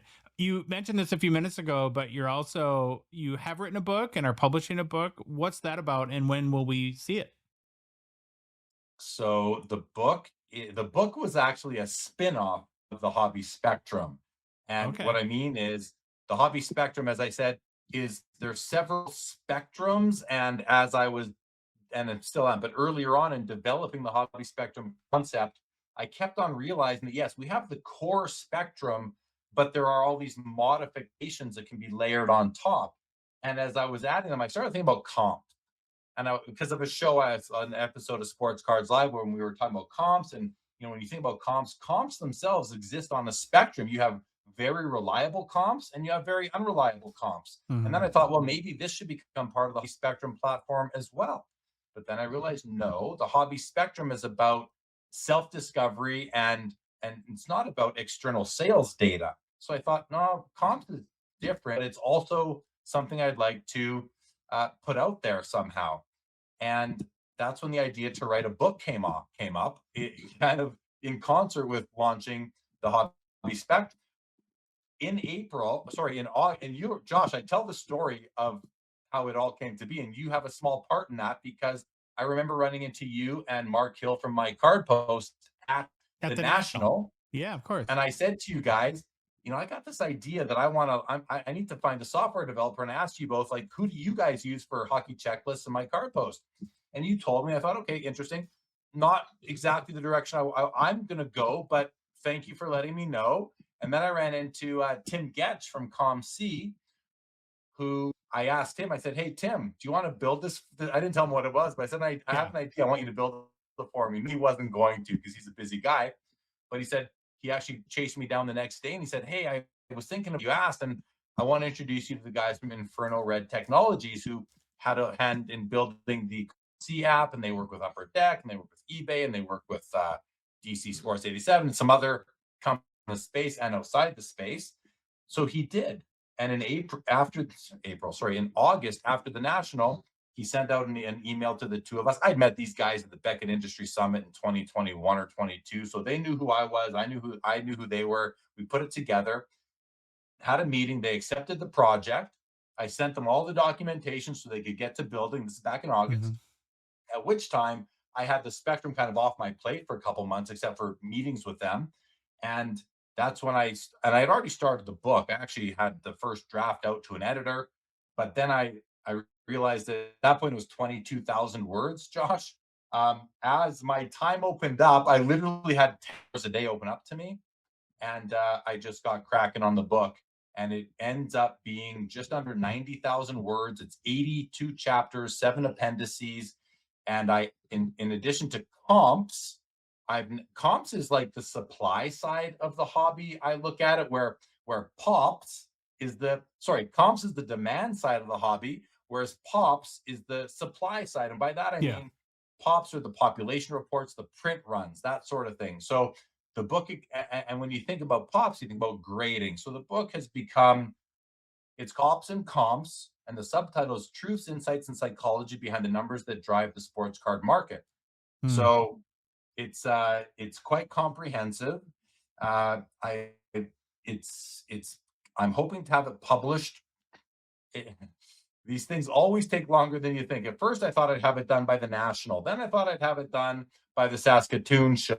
Then I'd have it done by the Expo, and then by Christmas. And now I'm saying by the end of January. I'm looking at now, January 14th. It's probably going to be, but it's coming soon. If not by the end of this early February, because it's now gone out to interior design. The covers will be finalized once the final page count, so the spine width is done. And then it's just about uploading the file to Amazon KDP, where we'll be self-publishing. So it's coming soon. It's imminent at this point. Nice. Well, really looking forward to that. A little side topic too, going back to vintage. So I had this like realization the other day doing our top 5 video, and I want to see if you agree with me, when we were looking at the umpteenth millionth Wayne Gretzky rookie card that was graded PSA. And I think in a way, the current application of grading fits vintage better than modern or ultra modern. In that, when you look at like a Gretzky 1979 O-Pee-Chee Gretzky PSA 8, where there's like 890 of them, and the more you learn about that card and the vintage market, you realize that a PSA 8 is kind of creates a starting point, but there's a massive range in value within that spectrum of all the 850 or so cards in that grade. And so you kind of, and I assume this happens to a lot of people that really study and learn about vintage, that over time you see the grade as, okay, here's the opinion, here's sort of the band of value that this card is in, but now I'm going to make my own assessment and determine, is this a card at the top of that range or at the bottom of that range, and decide how much I would be willing to pay for it. It doesn't work that, well, you know, like if you go to someone and say, I think this PSA 8 is worth $12,000, and somebody says, well, one sold for $25,000 a year ago. It's like, well, those are totally different cards. Let's not pretend that these are the same thing. And that's a very valid argument, where as opposed in like ultra or modern or more modern cards, it tends to be more of an absolute, which, as we know, we're grading is not 100% objective. It's not, it's, you know, human done. It's basically an assessment of that card by a human on one day. It seems to me to fit the vintage model of how we look at it better than ultra modern. Does that make sense to you? Absolutely. I would just augment it a little bit by saying that because what you're talking about is the grading pyramid. So at the top of the pyramid, there's a narrower range of conditions within the third party grade. So PSA 10s, there's going to be, you know, they're all going to look very similar. And as you come down 9s, 8s, 7s, 6, all the way down to 1s, they can look vastly different. So it's not so much a range of value as much as it is a range of condition. That was how I would augment what you had said. But you're right. One feeds off the other. So, you know, you didn't say anything wrong. Yeah, maybe condition or eye appeal would be the other factor there, because we tend to look at like all like I don't think many people look at a kind of, there's 7,200 Connor Bedard Young Guns PSA 10s where they sit and they separate the good ones and the not so good ones. It's just nobody even looks at the card. They just look at the label and they buy it. But you would never buy a Wayne Gretzky PSA 8 that way, because yeah, well, we shouldn't. But you're exactly right. And in the ultra modern world, take your Bedard Young Guns rookie as an example. People care about PSA 10s and 9s, and a few people are buying PSA 8s, but lower than that, 7s, 6s, 5s, and that, either they exist unless somebody like dropped one on the floor, because right out of the pack, they're going into the sleeves in 9.9% of the cases. So the grade is so much less important, I believe, and there's so much less variability within the grades on ultra modern because people care about them right out of the pack. In vintage, people didn't know about to preserve them, so it's a totally different thing. Grading is so I think it's so much more important in the world of vintage. Condition is so much more important because it's so much more variable. Whereas in modern and ultra modern, again, they're all mint condition for the most part nowadays. To see a PSA 5, even as back to a Crosby rookie in '05, is very rare. Everything is nines and tens. So and you can't even tell nines and tens apart in modern. For them, sometimes you see some white on a corner type of thing. Yeah. But in vintage, condition and eye appeal, both of them are extremely important. And you can buy a PSA 1 for more than you would pay for a PSA 4 because it's just that much nicer of a card. I don't think there's anything wrong with that. So yeah, you make Yeah, like in the modern side, some center now that most cards are borderless, it's almost impossible to tell if a Young Guns is centered or offset. I mean, it has to be really off centered for you to notice. Just because, to your point, it's right. not really almost like a factory error miscut. Well, thank you, Jeremy. You've been super generous with your time. Good luck on everything you're doing. If you have not checked out, well, I'm sure everyone has, but every Saturday night, Sports Cards Live, and you start at 9 o'clock Central? Is that, I believe, which would be 10 o'clock Eastern. So be sure to check that out. Go to hobbyspectrum.com and fill out your profile. And then maybe on a Valentine's Day present for a sweetie will be Jeremy's book this year. Your wife will love it. There you go. Yeah. I'd like to invite and welcome the whole Hockey Cards Gong Show community to check out the Hobby Spectrum at thehobbyspectrum.com or hobbyspectrum.com. And I want to thank you, Josh, for having me and having the conversation and supporting the project, and grateful for what you're doing at the Gong Show with the whole team over there. Now you've got almost a whole football lineup of players over there. So I love what you guys are doing. Keep it up, and thanks for everything. Thanks. Well, we have 8 people that equals 1 brain. So that was our goal all along. All right, Jeremy, we'll talk to you again soon. Thanks, Josh. Yeah, bye. Thanks again to Jeremy for taking time to join the show. Some great information there. I keep wondering when one of us is going to take the plunge into vintage. No, I think I am. Kind of a little bit with Marcel Dion and Guy Lafleur. Yeah, I think so. And Gretzky's. I mean, I got all Gretzky base, most of them, and sure. I struggle with I really want to get some 51 Parkies of Habs, but I have nowhere to put them. So having Lafleur and Dion gives me that to scratch that vintage itch, and I highly recommend others do as well.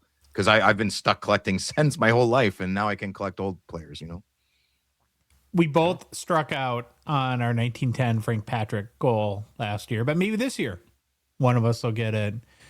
So Louis, vintage has no appeal to you at all? No. Well, I shouldn't say no. It does, but it would just be like look what I got, an old cool vintage card. And I just don't think it'd probably be if I got one, it'd be the only one I'd have. I wouldn't keep collecting probably. Mm-hmm. Well, aren't we? Shouldn't we define the term vintage first? I mean, we're not spring chickens over here, so I guess the 90s Jeremy vintage defined it as 1989 and older. Okay, well, dude, we're on the cusp of. We're the last generation of identity, aren't we? Like. No? What?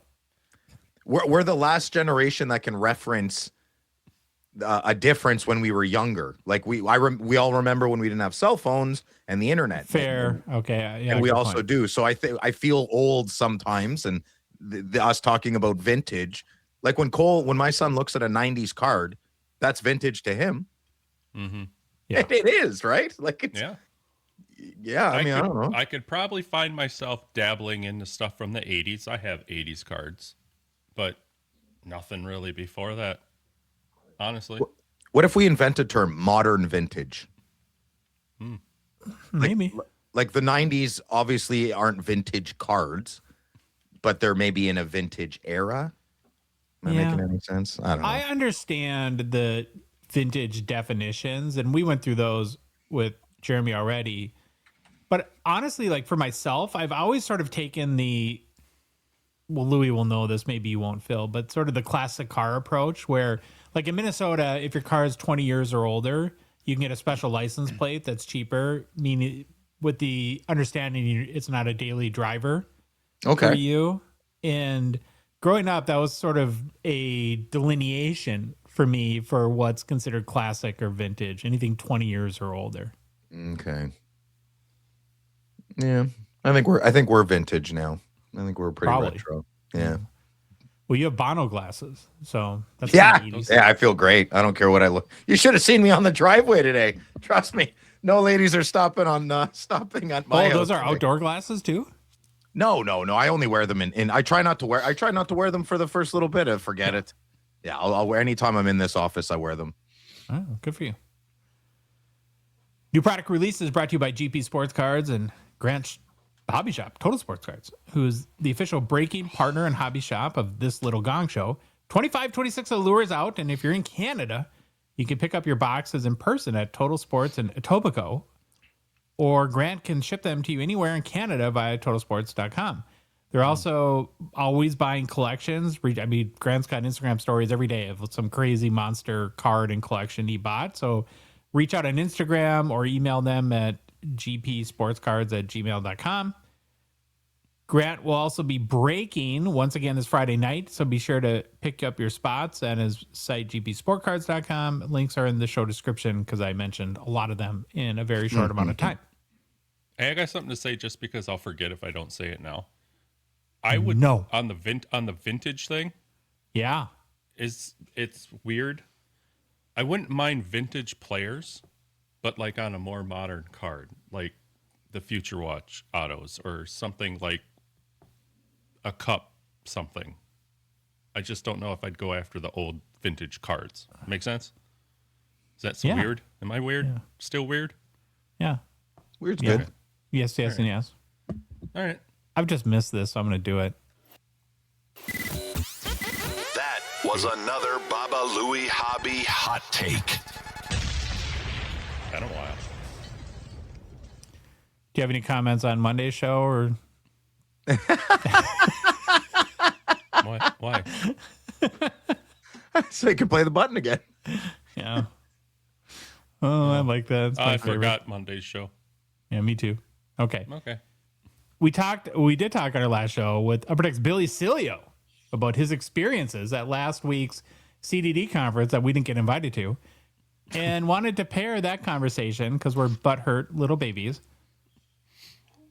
with a conversation to Grant to get the perspective of a hobby shop owner as well. I mean, all fairness, right, to Upper Deck, the conference is really intended for shops, not intended for us, apparently. But Grant had some great info, reactions, and insight into how shops advocate for product changes, plan for the upcoming year around the information they get at the CDD. So we hope you enjoy our talk with Grant.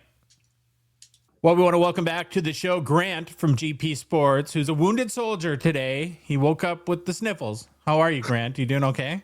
We're surviving. Yeah. Good, right. guys. We're surviving. We're good. Ready to roll. Hockey players, they get their teeth knocked out. They go right back in the game. We wake up with sniffles and we get on the mic. That's how we roll too. Yeah. Well, if you didn't catch Monday's show, you should. And we had talked with Upper Deck's Billy Cilio about his perspective on last week's Certified Diamond Dealer Conference and the number of product announcements that Upper Deck had made. And so we wanted to get Grant on the show to get his insights from his time in Burbank and get your perspective as a hobby shop owner. So how long were you in California for the event? I flew in a few days early and stayed an extra day. So we were in there for 6 days. Took a little time extra to enjoy LA, and the conference was like five or 6 days. And then we took an extra day just to do some golfing and have some fun. I heard you didn't get the most beautiful weather, maybe that you were hoping for, escaping the winter in Toronto. Nope. The first day actually that we went there, went to go golf and realized I only brought one pair of shoes, and the amount of mud on those shoes was not good. Oh, I'm sure. It was walking only as well. So the shoes were not looking good. I was trying to clean them in the hotel the night after. So yeah.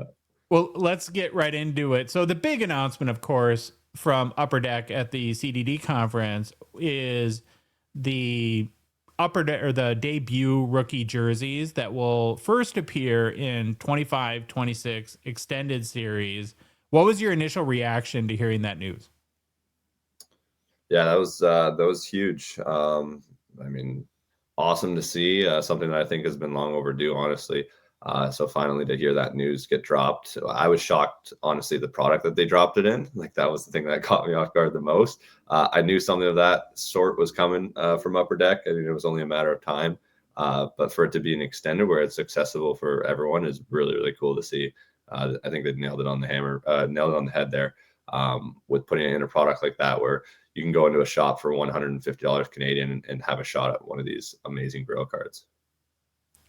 I was thinking about how they're rolling it out from your perspective as both a breaker and a shop owner, where sometimes, like with these very aspirational cards, like there may be like let's say they did the debut patch deal where there's one card, and sure, you get that amazing chase that if you're lucky, one of your customers might hit.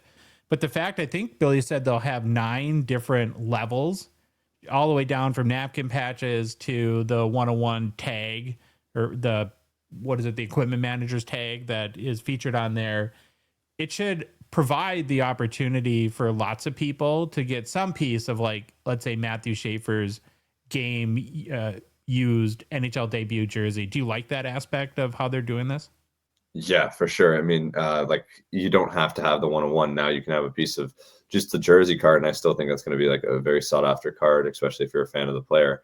I mean, we've never really seen that from Topps. That's, I think, where they went above and beyond, because Topps is like, okay, you got the shot at the logo debut mark, but it's a 101. What are the chances of pulling that? Where now Upper Deck's sort of taking that whole jersey and giving everybody an opportunity, and it's going to be a more common pull. It's still going to be, I'm sure, super hard to pull, but like, I mean, realistic pull rate compared to a 101, it's going to be a lot more accessible. Do you think this will maybe forever end the gripes or complaints people have about extended series and legitimize it, maybe to the point where the hobby just accepts it as the third flagship release? Or will the old fuddy-duddies just always want 2? I think that'll still be a battle. I think it'll still always go back and forth. I mean, I think from a shop perspective, like, it's great because there's going to be demand for the product no matter what now with these in there. But I do think I see both arguments, and you know, a lot of the collectors that grew up with Series 1 and Series 2 only, I see points for both sides. I mean, if you look at the last few years of what these classes would be if we only had Series 1 and Series 2, it'd be unbelievable. So, but from Upper Deck's perspective, of course, I understand it, and this is definitely added value and makes it more appealing to open up extended series. As a shop head, you already placed your extended order prior to hearing this news, or has that yet to come? In most years, we would have already placed it. Thankfully, our extended orders, like, we're just getting placed right now. Actually, what's crazy is I think it's allocated now. So Well, I'm sure. I think the news came out, and I actually got a call today from one of the distributors, and they told me my allocation number. So I don't know if it's an open order product now because of this news, but we hadn't placed our orders before that. Typically, when we do hear news like this, sometimes we already have placed our order. That's how far in advance you have to order on and take a chance on a product, being a shop owner. But this one, I think it's going to be allocated now because of all the news and how high the demand is going to be. I mean, I just hope, I hope it stays around that price point for release, which I think it will.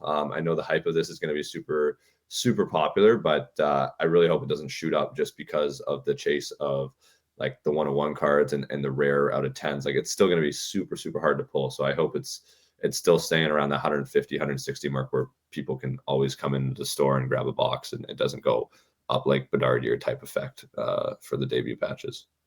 That's the big fear, I think, that a lot of people are going to have. And I don't know ultimately who can control that or not. I would hope that there were a few maybe lessons learned from the 23-24 Series 2 and what the effect that had on the hobby. And I guess maybe good or bad in that it won't get that out of control. But what I thought, like if you're really into this and you want to get boxes and get them cheap, I would order as soon as pre-sales go up. And because it's like once those sell out, and then now shops like Total Sports or shops in the US have to go and make their reorders with the distributors. From my understanding, that's when the prices will start to go up. Am I correct in saying that?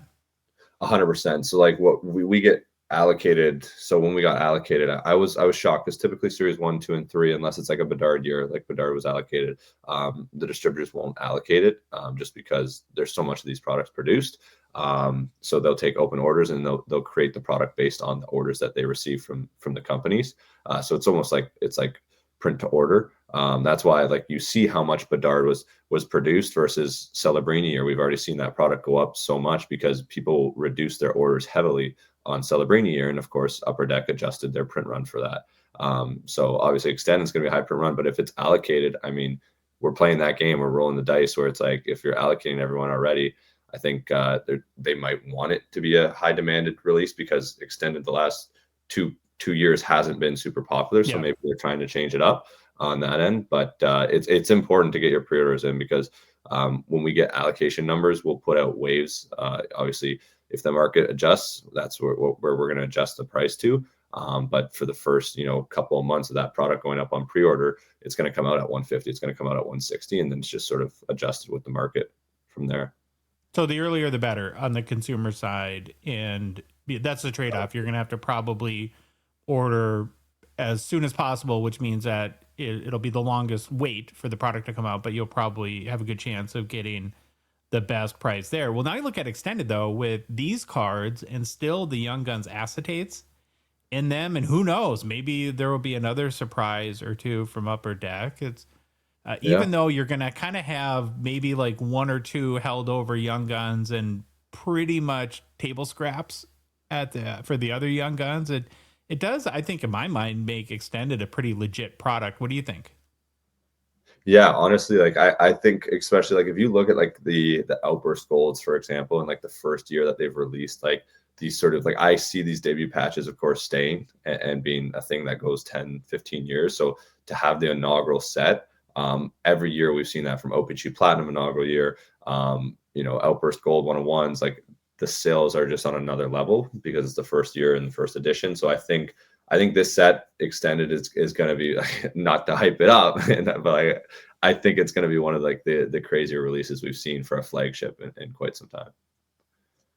Well, I assume even like now putting your breaking hat on, well, you do have your GP hat on. You'll probably break more Extended this coming year than you ever have in your history as a breaker, I would assume. Yeah, most likely it's going to be more popular. I mean, like our flagship is like we try to break it on the first few weeks, and that's a big thing with any like new release is like the popular Young Guns, and every card will go for higher amounts. So it's a great product to release week and maybe the second week to rip. I find with flagship, it's sort of like after that point, it sort of dies off from like the breaking perspective. This flagship is more so geared towards people coming into the store, buying a box, being around that price range, and for them to open. So if we say get allocated, just use a random number, but like say we get allocated 10 boxes, for example, like we'll allocate 2 of the 10 boxes to breaks, and we want still 8 of the 10 boxes to be on our website and sold like sealed. So we won't rip too much of our out. Okay, well, you mentioned the Gold Outburst. So we're going to have the Matthew Schaefer and Extended, the Tag 101 Auto, and I have yet to see, I don't think anyone's pulled the Gold Outburst Young Guns 101. Which one sells for more, do you think, of the two? I want to say the Gold Outburst, but it's hard. I mean, I really don't know, because it's sort of like where you're putting like the quote unquote grail card for like the year of the rookie. You would think like the debut patch would be higher, but I don't know. I just the Gold Outburst sales that we've seen have been just unbelievable, crazy. So I don't know. Like it's hard to say. Yeah, that's a toss up. That's a toss up. Personally, myself as a collector, I would pay way more for a debut patch. Like, not even a Yeah. question. But there's been a few collectors and grail hunters that have been pushing those gold outbursts, and so it goes hand in hand for me. I think they're both equally equally as big. It depends who wants the card and who the high end collector is to sort of go after it. Well, and two, the big chase, right, in extended will be that tag auto 101. It's not the shield.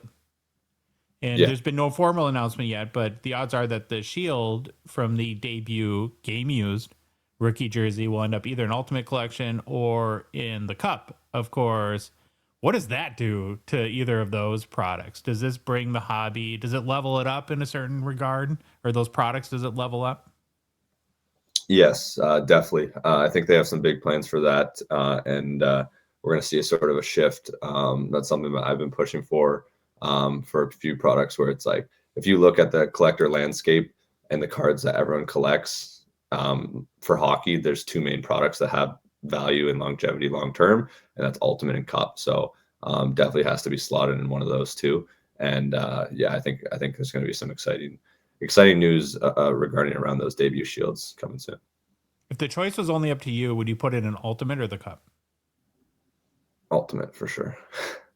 Yeah, just because it's like the home of the shield, like that's what it's Well, known yeah, for. like the cup is known for so many other things than the shield. Ultimate is sort of known as the shield product, and it relies heavily on those cards being in there for the demand there. But you go back to early years of Ultimate, there was a lot more than just shield. So I think Upper Deck sort of move that product into a shield or bust type release. And so I definitely think it depends more on those cards being in there. But we'll see, like either or. I think it'll do really well. Yeah, I'm hopeful that there's some work done to Ultimate because I think it needs a secondary and third real chase. The problem you have when it's a one card or bust sort of product, like with, I know the Gretzky was pulled from the last Ultimate, but it did take a little bit. Had that been pulled on the first morning of the first day, that's a big problem for a guy like you. If you have a pallet full of those boxes sitting in your warehouse.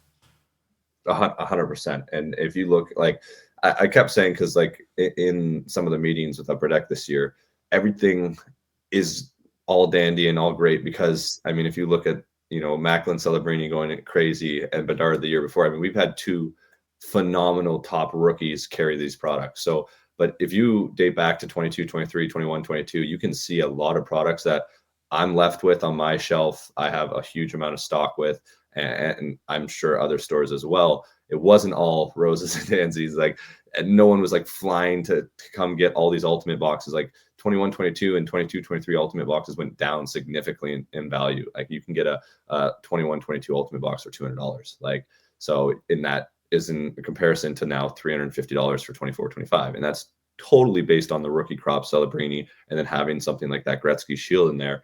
So I would consider a product like Ultimate, underperforming, but it was carried by a top rookie and a top chase. So from that end, like there's a lot of products that need some more focus on, and we can't just rely on the rookie crop. We got sort of like bailed out this year, I would say, from Celebrini hype. Has the Celebrini market bonanza, to what degree has this last month and a half surprised you?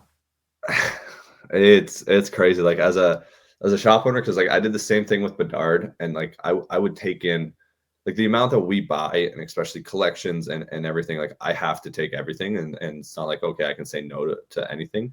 Like the way we work when we come to a collection is if you want to sell everything, we'll take it all. We're not going to cherry pick, the stuff that we like. So like I would just naturally get Bedard cards and Celebrini cards, but at the back of my head, I was always like, I don't feel great like keeping them because they go fluctuate so much week to week. I mean, one of the cards can be worth, a patch auto could be worth $1,000. The next week it's worth 700 or it's worth 1,200, 1,300. It goes up and down. And Celebrini, like I almost kicked myself because I didn't carry enough stock of him, just because again, like I was always like the hype is just too surreal. Like look at these numbers. There's no way they're going to stand. And I would still say from that perspective, like look, if I'm able to sell a Celebrini RPA and then go and buy a Crosby RPA for the same exact price, like it's just such a no-brainer, especially I'm a collector that Yeah. grew up in that era. Like if you, that's what I always suggest people to do is compare, you know, apples to apples. You're looking at Celebrini and you're hoping he becomes Crosby. Well, go look at the Crosby exact same version of that card and what it sells for. I mean, his cup numbers are getting, you know, semi close to Crosby. The only other side on that is like I kick myself is like you do look at the young guns and you're like, well, if Crosby goes for 1,000 and Celebrini is going for 300 or 250, like, you know, there's room to grow there. So you know, I was like up until last month, I was still like on the fence, and I'm like, wow, this kid is like unbelievable. He's exceptional. So it's like now it's like it's a serious like, you know, thought in the back of my head, like what happens if he does become a Crosby caliber player for the next 10 years or 5 years? Like where does his products go? Where does his cards go? It's pretty crazy to think about. So yeah, like something like the young guns, like I was kicking myself not buying more at 250 because you do look at that and you're like, well, there's 1,000 times more collectors that want Celebrini right now. It's all the hype. Yes, the print runs. I know that's a big factor. Oh, the print runs are increased every single year for sure. There's way more Celebrinis than Crosby's, but there's also way more eyeballs on Celebrini and new collectors that come in and want that rookie card. So it goes, you know, there's two factors of it. But that's something I was looking at, and I was like, I see upside on both sides. Personally, myself, if I get a nice Celebrini card, I'm probably going to move it into like, you know, sell it and move it into a Crosby or an Ovechkin or someone that I like collect myself and I know has already established themselves. But there's upside for both ways. Oh, 100%. Has the Celebrini hype established a new bar in the hobby? Is would you put this above? Because we kind of tend to like measure these in eras where there's like the Alexander Dag hype, and then there was Yakupov, and then McDavid and Austin Matthews, and then of course Bedard. It feels like that from my vantage point that this is now the new bar. Yeah, like this has surpassed McDavid hype. Like McDavid was exceptional off the gate, like his young guns. I mean, for the time, like, but they still went at like $200 when they first released. $250, you could get them and sell them. You know, but that was record breaking, of course, for 15, Sure. 16. But I mean, from a perspective of like, yeah, the amount of people that are basketball collectors, other sports, or people that are looking at these, you know, top cards, I always go back to the cup because that's where, you know, the other sports focus their most attention on. And that's why I think the numbers of Celebrini are hitting close to Crosby numbers, is because those other sports are looking at the Celebrini market and they're like, okay, I want the best of the best cards from the cup. So definitely a completely new bar. I've never seen anything like it, the amount of hype for it. And especially even now on like the sealed side, like it's going on, it's bananas. Like a lot of the products have gone up 30-40% in just the last 2 weeks. It's crazy. Yeah. A good Celebrini card, how long does it last in the shop now?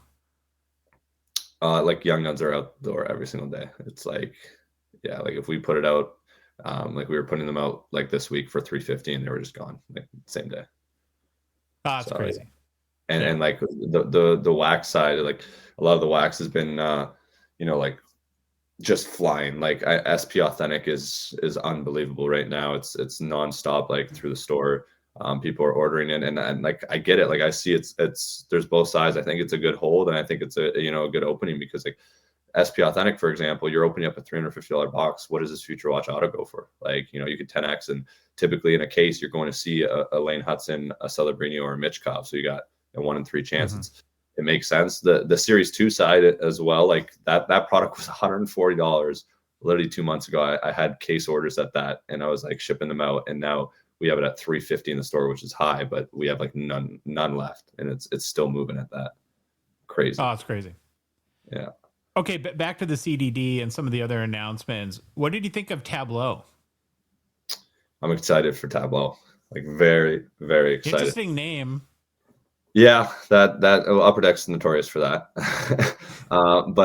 Yeah, I'm ecstatic. I think that's something that we needed, is sort of like, you know, a flawless styled opening for hockey, make it more entertaining. We're still, you know, it's still a one box, like short opening. There's 3 cards and then the pack, but it's the exact style of opening that we needed, especially as like a breaker. And I think it's going to be unbelievable. I hope they do it justice on the checklist, and I know they're trying their best, so it's going to be pretty loaded. And sorry about that. And yeah, so that's the number one thing coming out of the meeting that I'm excited about is that product. I think it's going to be a staple going forward, and I pitched for that. Like, there needed to be something above Premier and Cup, right in between. And Premier, as much as I love it, if you look at the sale value on those cards, the top echelon cards from that release, it doesn't get the love of like an Ultimate Shield or an Ultimate 1 of 1. It's just a different ballpark. So this one is, I think, going to be like sort of like a Splendor type special release. Yeah. Where it goes right in between Cup and Premier. On Premier for a second. Well, you tell me if this is a bad idea, but my thought is, if I'm the brand manager of that product and trying to fit, like, because I think all these sets, they need to have their own identity, and then they need to kind of fit together too and have an identity, right? Well, what I think I would do with Premier is really focus that on the mega patches for rookies. I would dump the Patchtacular. I think those are confusing, but have it be like really big game used patches and put some monster patches in that product so that people that like to collect those sort of things now know exactly what the go-to product is for those types of cards. Yeah, I agree. That's definitely the identity of the product. And I say for Premier, one thing I pitch is you sort of see the innovative cards and new ideas sort of go into SP Game Used, which is great. It's another good release. And one thing I'm super excited is 25, 26 SP Game Used. I think they're going to, put a lot of really new, cool stuff, especially around the Olympics. But I feel like Premier also could be sort of like, I relate it to Panini Dominion. Like, I'm such a big fan of the Panini releases, and I always go back to those.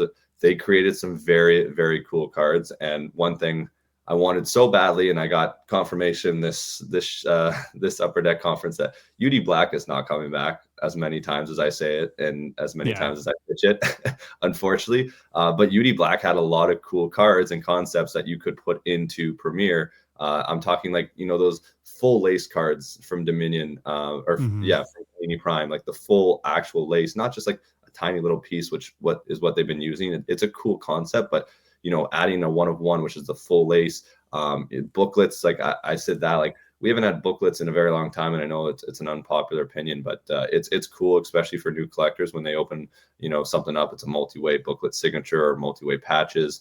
I think some more creativity could go into Premier and just put some really cool cards and designs that you've seen from UD Black or Panini Prime. I go back to that into Premier and spice it up.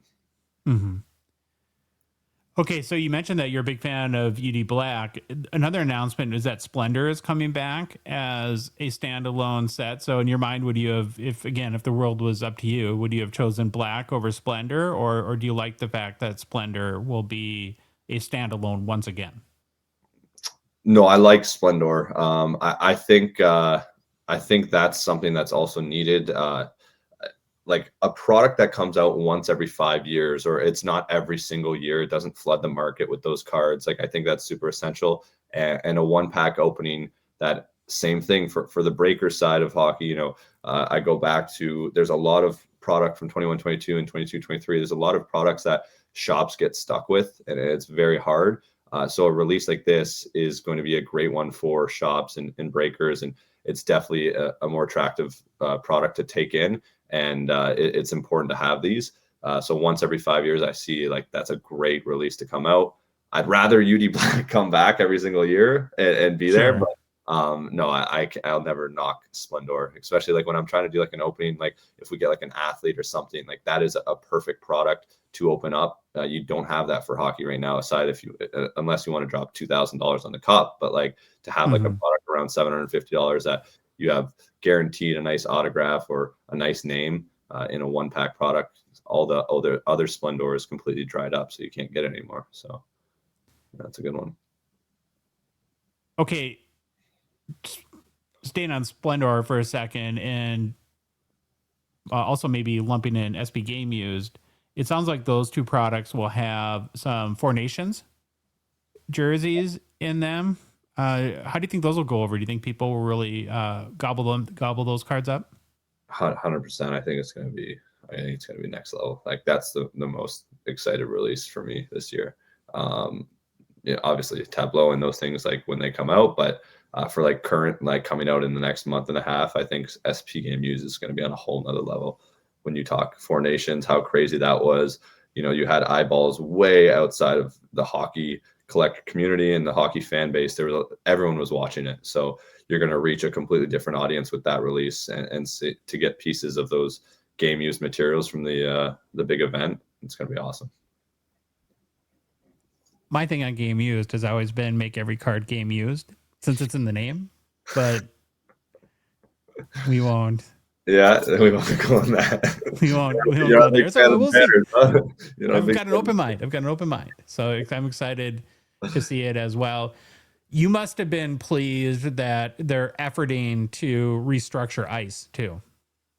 Yeah, that's going to be awesome. That's going to be it had gotten pretty tough. I mean, I'm no shade or anything like that, but I told Billy this on our show. I said, where you guys lost me was, so I understood like that the ice premieres is the key card. It goes back to the Crosby Ovechkin year, where those were huge cards at one point, are still probably big cards today, but you had tiers to it. Like, it's kind of like cup RPAs.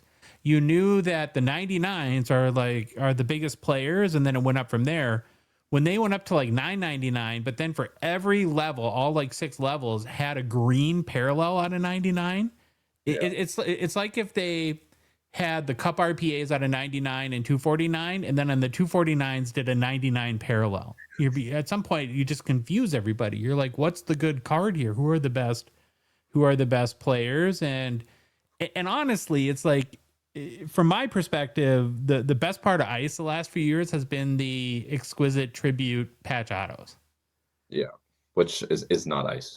which is not ice. And so it seems like, though, that they've done they ripped out the engine and put a lot of work into it. And are you excited about the change, I guess?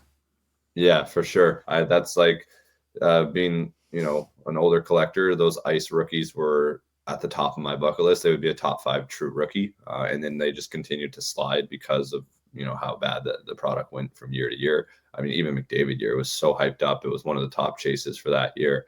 And I think everyone can agree for the ice acetate finish to the style of cards. Like, that is one of the most popular, most beautiful cards created every year. So to go to that and sort of lose that factor. But yeah, I think going to that and having the acetate, the ice finish, that was something that was essential for the product, and creating it as a high-end one.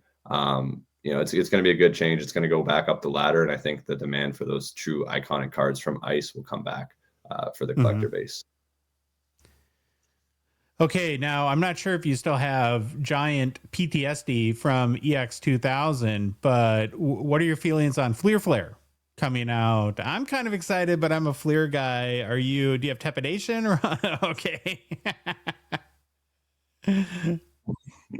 No. Look, they pitched very hard on it, and they gave us the card stock, and I think it's going to be beautiful. I said to Billy, as nice as I could, I said, I wish you the best of luck.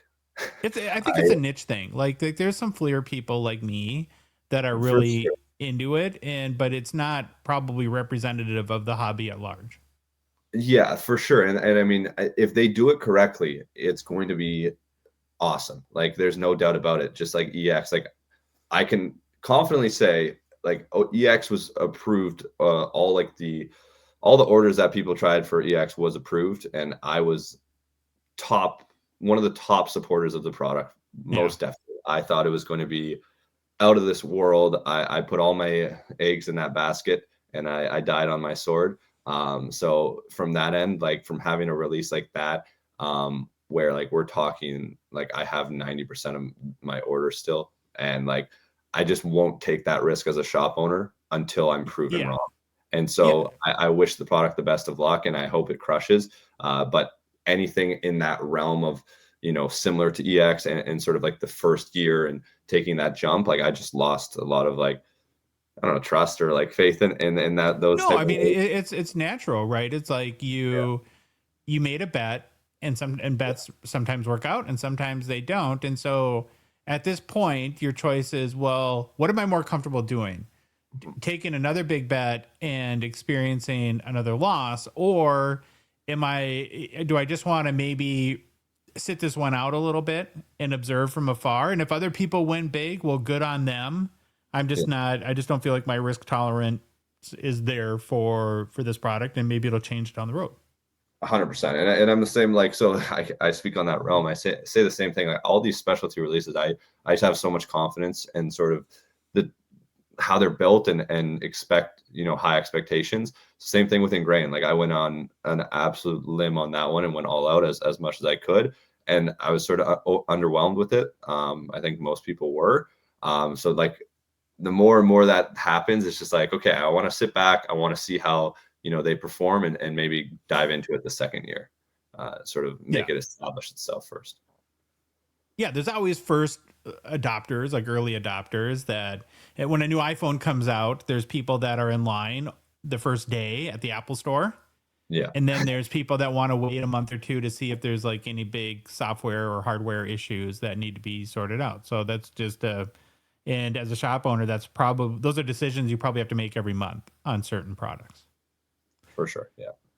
You also got a glimpse of the Series 2 Young Guns checklist. Were you pleased with who was on it and okay with who wasn't? Yeah, I was super impressed. I think there's enough, A caliber players in there to carry it. Obviously, Beckett Seneca not being on there was the big one, but having him being extended, again, that even makes extended even better. But Schaefer alone and Easton Cowan and Kindle, like there's a ton of great names that are going to be more than enough to make Series 2 super popular and carry it. The way Schaefer. Yeah, my thing on Schaefer is he's a defenseman, and you even look at Lane Hudson, how like the amount of separation between Macklin, Celebrini, and Hudson's having an amazing year too. He's having a way better year than last year, and he won the Calder last year. So at the end of the day, you have to kind of keep that in the back of your mind. I had that big debate actually with Riley and Shop this week, and we went back and forth, and Emmanuel was chipping in. Like they think his young gun's going to be like 150 to 200 out the gate. And I agree, like right out the gate, but I was like, okay, what does this turn into in a year? Like you look at Quinn Hughes, like Quinn Hughes is like a $90 young gun. Like that's insane. So, like if you're comparing it to a player of that caliber, I was like, what is Schaefer long-term? Like, yes, okay, the first year that card's going to be super popular, but we're talking down the line. Like I always look at that, especially as a shop, like what does this do for the release in 2-3 years? Who's that guy who's going to continue to carry the product throughout the next 5-10 years? And I do agree with you, Schaefer being a defenseman. I mean, unless he's Makar-esque, which he's crushing it. So, but he's been amazing. That long term, it is like you go teeter and totter. But there's also there's enough tier A guys where Kindle for the Penguins. Like I've been watching him. Like someone like that could explode and become a top name to carry the class even more than Schaefer. We don't know. It's deep right now. And to your point, that means that gives a lot of opportunity for guys 4 months, 6 months, a year from now to pop off, and to maybe Schaefer is the big chase out of the gate. And a year from now, it's somebody else, an Easton Cowan or something like that. I think the other thing with Schaefer we have to remember too is there was a ton of hype around Lane Hudson, rightfully so, because he was awesome. He was also on the Canadians. Yes. And sure, you have to factor that into your equation too. Yeah. Like he has, how much better than Lane Hudson does he have to be to compensate for the fact that he's not on one of the biggest hobby chase teams? For sure. Yeah. Anything else that stood out to you at the CDD conference? Any other announcements that you were really excited about?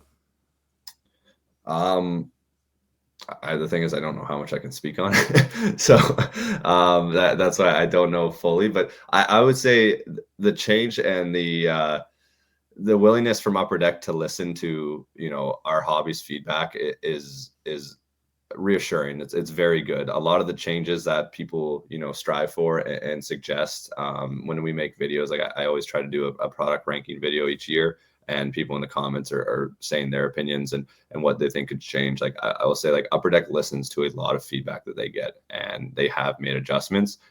So it's really reassuring that we have a company that's creating sports cards for us that is willing to adapt, willing to change, and every single year trying to put out the best products possible. So that it's good news. Every time I go there, I leave the meeting and I'm like, okay, I'm super excited for this year of cards to come out. So overall, did you leave the meeting feel like Upper Deck put some wind on the back of your sail, or was it more of a headwind? Like, were you confident that their plan and programs and products for 2026 are going to provide opportunity for you as a shop owner and breaker? Yeah, that was the main, sort of back and forth that I had is, creating enough products that make it worth being a CDD store. And we have to take every product all year long. And so you need to have enough support from the product lines and the customer base to sort of really reassure people, hey, I want to open up a store. I want to grow the hobby. I want to go instead of just cherry picking the top products. And it was reassuring this year from Upper Deck, more than I've ever seen before, that this is going to be the best year of releases and products coming out that I've ever seen. So you left because I know in the past, and I've heard from other people too, that the vibe coming out of the conference hasn't always been all puppy dogs and ice cream, where people maybe have come with expectations and those didn't get met. But it seems like this year they did about what they what you could expect them to do from a good perspective. Yeah, for sure. So I can't speak on how many years dating back, but I've been at the conference for 3 years now. And this was by far the one that I'm most excited about, and most information that we got fed that is reassuring how good of a year it's going to be. I remember leaving last year not super pumped or excited. And there was stretches during last year's releases where I was in the dumps, scratching my head. So I don't think that's going to happen this year. And I think it's going to be a really good year. When we were chatting before today's conversation, I think it seemed like you were pretty hopeful that some of these changes will also help the hobby as a whole get more exposure to hockey fans or collectors of other sports, in that we're kind of Upper Deck is leveling up some of more of the iconic cards or cards that will carry historical significance. Is that the case? Do you feel like that now maybe some basketball, baseball, football collectors will take a second look at hockey in 2026?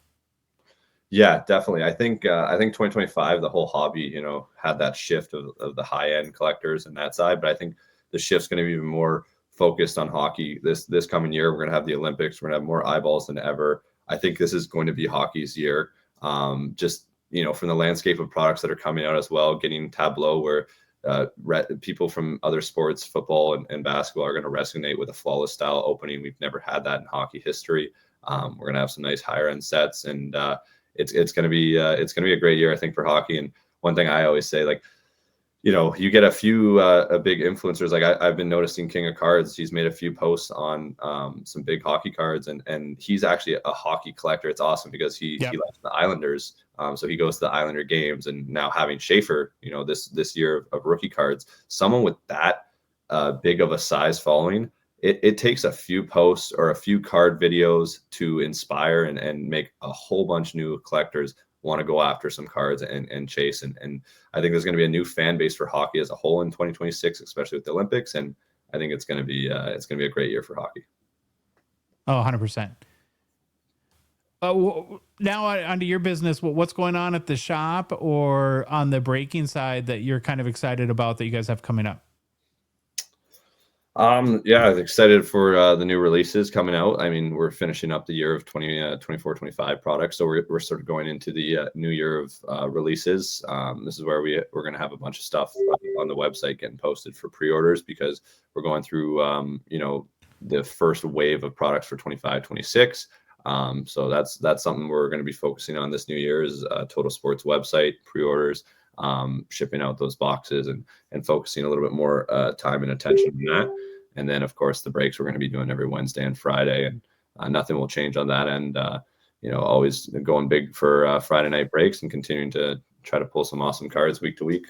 I'm excited, actually. I've been focusing a lot more of my time on, our repacks, and I'm excited with the next edition of the Gongshow repacks as well. That's one thing that I've noticed is a lot of our customers love that break style because you're guaranteed value. So I do want to continue putting those out just because it's great value for the people that are joining in. Whereas, of course, when you're taking risk on an ultimate or a cut box, you don't know what you're going to get. But with our repacks, it's guaranteed value. So awesome. Well, make sure that you get your break spots at, of course, gpsportcards.com, and then TP Total Sports Cards. Also can ship hobby boxes anywhere in Canada. You'll be putting up pre-orders as new products come out, and we want to help kind of increase traffic from that perspective too. We'll feel better, Grant. And thank you for all the information coming out of Burbank. Appreciate it, Josh. Thanks. Thank you again to Grant for joining the show. Good stuff. Where's he from there. again? Grant from GP Sports. Nope. Yeah. Grant from Etobicoke, Ontario. He is very skittish and not all about Fleer Flare. Fleer Flare. Oh. Yeah. He has PTSD is real. Yeah. He has the X2000 PTSD. That was the funniest part to me. But sounds like everyone's real happy with and all the changes Upper Deck makes or are making do make a lot of sense. But I'm still not sure the Tableau name. Maybe it'll grow on us, but it's kind of weird. There's got to be a connection that's got to mean something to somebody that was involved in a project. Or it's a huge BI platform. So if you're a business analyst and you work in corporate America or corporate Canada or corporate world, I do not. Then you would know. So it's hard to, and people have already commented on our YouTube. Wait. You mean it's another thing and another thing? It's a big time software program called Tableau. Yeah, that's a business intelligence. So it'd be like Tops coming out and being like, "Look at our new Outlook line." You're like, "Oh, dude, that's an email platform." Like a guy like OG Troy. It's the tool he would use all day at work. Our Troy? Yeah. Oh, okay. Or Power BI or one of the other ones, but yeah. Is it spelled the same? I don't know. I haven't seen the spelling of Tableau, but the software is spelled Tableau, so very kind of a French sort of twist. Tableau. Mm-hmm. It'll grow on us like everything else, but it's not a nice word to enunciate. It's makes you sound kind of not smart, right? Like Tableau. We have Dave waiting in the wings, and we're just going Tableau. Tableau. For Speaking of Tableau, 4 hours. All right, let's bring him on. Okay. Yesterday, we had the release of 25-26 Allure. First significant hockey product to come out in the year of our Lord, 2026. Oh, yeah. Yeah, because he's our resident wax degenerate, and he can't stop, and he won't stop. We had to bring on California Dave to give us his review of the product. As we just know that you were texting me in frustration today where you had to... I don't understand how Canada gets all the hobby boxes like 6 weeks ago, and there's not a hobby store in LA, like the third largest city in North America or whatever. And Burbank Sports Card Shop, which is like probably the most prominent in the United States. Well, maybe not besides Dave Adams, but Dave and Adams is okay. Definitely the biggest in California. Yeah, West Side. We can't get our shipments on time. So on release day, they don't have freaking boxes. I got to wait till the afternoon. So I had to drive to Burbank twice today. David. But isn't I know Upper Deck doesn't have the cards at their headquarters, but isn't that kind of funny that their headquarters is like 20 minutes away from the place you can't get the cards? Very, very fun. Very funny for everybody but me. Well, and when you're a wax degenerate and you're jonesing for the new product, it adds a lot of stress. Got the itch. So Robert didn't get any? None? No boxes? No. So I had to, it was a long, it's a thing. A long sort of driving all over the place. And, I actually have a job that I have to do. So I had to go do that. Jobs are I know. overrated. And so then I had to go back to Burbank after my job, pick up a box. I just opened it. I did watch some boxes open. So I have some, good nuggets. Get right into it. Was your day of adventure trying to get a box of Allure worth it?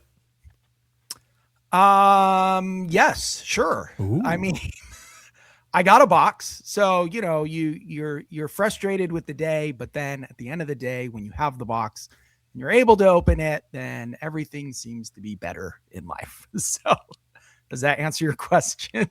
Okay. What are the highlights for you? Like, what stood out in a positive way about the product? Okay, so Allure is I think it's a very awesome product for the price point. Mm-hmm. The inserts this year, there are some new ones, and they look so good. If you are disappointed when you open a box of Allure, then you're just opening boxes for the wrong reason. Sure, you're, like we say it over and over again, don't go into it thinking you're going to make your money back or whatever, or hit a 16-bit, because those are 1 in 90 boxes to hit a 16-bit. So the chances are you're not going to hit one, but the inserts, the cards, the designs, Billy and team just kind of knocked that out of the park. They look fantastic. The foiling on the cards, everything looks really good. There are sticker autos, so just know going in, if you are buying the product, you're not going to get any hard signed autos. They're all stickers. So, and you're a lot guaranteed of color, right? Like color explosion out of the box. One thing that was more difficult me for, usually the color flows in the past, like, how it goes from red to orange or orange to yellow or yellow to green, whatever the spread is, there's a very big difference between one side of the card to the other side of the card. This year, the one difference is I'm looking at the card and it kind of looks like the same color. So it's really hard to notice that shift between like red to orange or orange to yellow. Like you're looking at it and I'm like, I'm just seeing red or I'm just seeing orange. And a couple of times I got thrown off too with I'm like, oh, here's my orange slice. Oh no, that's a red rainbow. The red looked more orange to me than red. So you're screwed, Louis. He's colorblind. Oh yeah. What? Oh yeah. I had to go to the wife yesterday and I gave her 3 blue Dazzlers and 2 orange, which that's what I know they are now, but I gave her the 3 blue. I'm like, are all these the same? Yep. Are these one of these green and one's orange? No, they're both orange. Life sucks. Yep. So you're probably going to have to spend more time flipping over the cards and reading the backs to make sure you know what they are. Because it wasn't until like the last red rainbow that I'm like, this is the red rainbow, not the orange slice. So did you get any of my favorite, like blue line or purple diamonds? Possibly. Purple diamond. You're gonna have to watch the video and see. So okay. Yeah. I'll just wait till you're Is done Baby talking to us Chandler here. editing the video? Yes, Baby Chandler is editing the video as we speak, and once that's up, he'll send it to you, and you can decide when to post it. You know what card people guess what card people sent me the most today, in a positive meaning? Like, oh my god, I love this card. The from gold Allure. glitter bombs. No, I got a lot of people that are pretty hyped on the flashy forwards insert. Yeah. Oh, they're Great really card. Nice. Yeah. They're Bombastic. really nice. It's very bombastic. I didn't realize this until after I was done opening the box. I kind of flipped over all the cards, and the flashy forwards, there's like a base, there's like different colors. So in like the lines of the flashy forward, there could be a different color in those lines, and that will cue you in on what. Oh. So you'll have to go to hockeychecklist.com to see what the odds are for each color, or to look at the different parallels. So that's one thing. I just thought they were all the same until I flipped them over and saw that there was an orange one and a blue one and a one that wasn't colored. So yeah, there are variations of those flashy flows. I have to still flip really over to all the color flows. I can't. Blue, do they still have the names on the back of the parallel? Yeah. Yes. Okay. Yes. So you can flip it over and it'll say red to orange or red orange. So, which you will have to, because the red to orange just looks like one color. So got it. Are you like Phil and I where when we open a box of Allure, we're praying for no auto? Yes, I am. If I see an auto, I'm like, dang it. Because And like this year, the guarantee is you get one auto or doubloon card. Okay. And the doubloon cards are 1 in 9 boxes. So 8 of your boxes, if you get a half case, which is 9 boxes, 8 of them are going to have sticker autos and the other one's going to have the doubloon. So Are the doubloons more rare this year, or is that normal? I'm not positive. I think they're about the same.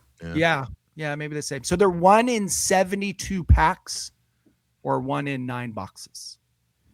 I think the odds are the same, but the checklist is smaller on doubloons, if I remember correctly on that one. And I should amend my statement about praying for no autos. I would certainly take a McDavid auto, and I could sell that thing and then buy a better card with it. But most of the autos are going to be owls. Yeah, of course. Or if you hit one of the bigger named rookies, then that's fine too. You hit a Demidov sticker auto and you can sell that for good money too. So wait, so what are the odds for the doubloons? They're 1 in 1 in 72. 9 boxes, 1 in 72 packs. Oh, wow. Okay. Yeah. So, and then they also have the impressions, which are 1 in 600 packs. So that's 75 boxes. So those are like the sexy portrait shots. That's what I collect. I only collect sexy portraits of my favorite impressions. Yeah. It's like, what was the one in Flagship where it was really short print and it was like, they're like, kind of like Napoleon Dynamite pose. Oh, them glossy ones. What is it, Josh? Yeah, the one we what had were a those hell of a time called? taking a picture of for I Reloaded. think that was Allure. I think that was They're in Impressions. collared shirts. Like they're it's like a boudoir shot for the. It's like Tiger Beat photos, right? Yeah. Yeah. I thought it was a Flagship. I'm pretty sure it's Flagship. But anyways, that kind of reminded me of that too, because they're kind of like a sexy portrait shot, not just your normal portrait. And then they also have tile variation. Do you know what a tile variation card is? No. So I haven't seen any of those. Those are kind of in between. Those are 1 in 1 in 300 packs. So they're like 37 boxes. You get a tile variation. I don't know what they look like. So those must be new too, but they didn't have a portrait, a photo of what those cards look like. So I'm interested to just see what those are because I don't know. Yeah, I just found one there's a couple on eBay right now. There's a Cole Caulfield. And it's like a mosaic kind of the background is looks like pavers or something like that on a driveway. It's not bad looking. Okay. So those are also a kind of a shorter print. Gives you another chase besides the doubloon and 16 bits. I really, really, really like the 16 bits this year. I like that it looks like you're like selecting a player in a game. Like they kind of have a like old box, like you can move the players and click on which one you want. So I really like how they did that for this year's 16-bit. I'm definitely going to be buying some of those on the secondary market. Oh yeah, you will. Yes, I will. I like me some 16 bits. Here's the box that I put Allure in. Like if you have and this is a compliment, this is not a dig at all, but like a 10 to 12-year-old nephew and you wanted to get him a birthday present, it's a great box for a kid to open because it's not super expensive and there's so much color that all the cards are interesting and would be exciting, I think, to a kid. And then from like my perspective, how I typically open wax these days is like when we're together at an expo or at a cabin or something like that, and I just want a cheap, fun box to open, giddy up. I'll open Allure. Yeah. And the base are very shiny, foily cards. So kids, I mean, when I give base cards to Rebecca to give away at the elementary school kids at her library, anything shiny, those are the ones they want the most. So the Allure ones, here's what the base looks like. So just a very nice, shiny, very pretty. I like them. And everything has a shine finish to it. I think next weekend, Josh, for the Wild Watch Party, we're just going to have an Allure break party. Oh, gosh. Yeah, maybe. Might have to do it. Any other comments on Allure anyone has before we move on? I'll Can't show wait you. to watch. I could show you a couple of inserts because it doesn't. Please, could you? give away. Yeah, I'd love that. So here's the flashy. This is the normal. Okay. Needs more glare, Dave. Needs more glare. Well, it's a very shiny card. So That's I don't know cool. what to I tell like you. that. So, and then another one of the cool inserts is the Hughes Next. Get it? So, Dave's, and for this the is good the one listener, Dave showing a Lane Hudson Allure next card. Oh, yes. You can't see it, but Hughes. neither can we because the glare's so bad. But that's okay. He's just going to keep going.